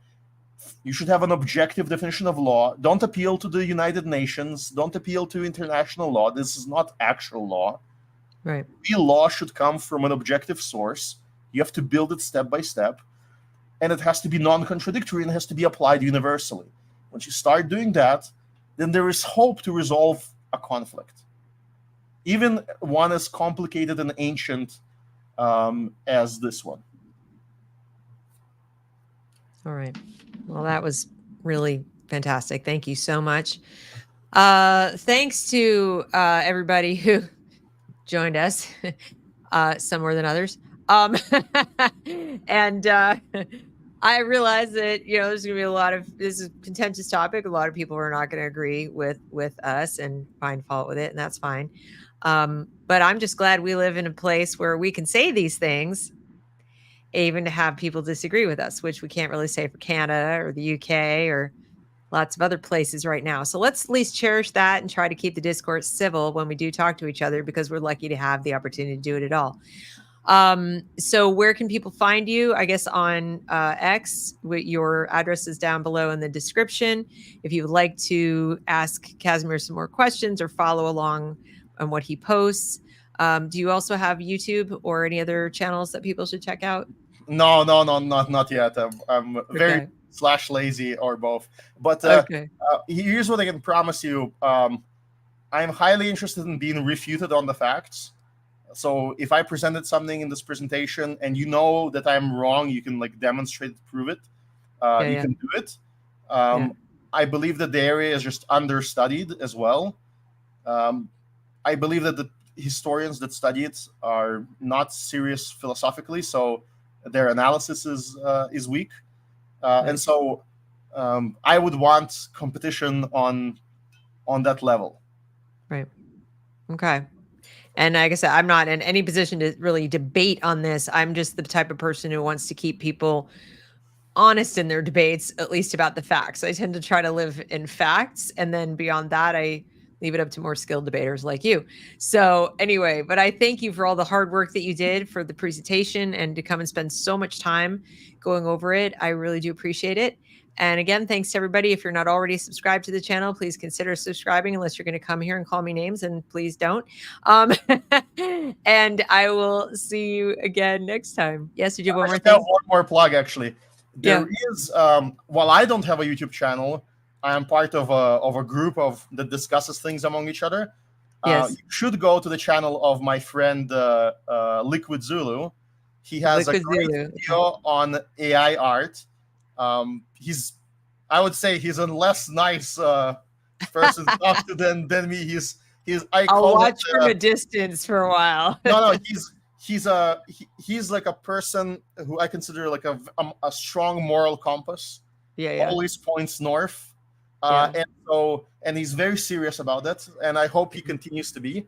And his last video is great. It is the defense of AI art, and it unmasks the concept of art from the objectivist perspective and attacks all the others. It defends AI.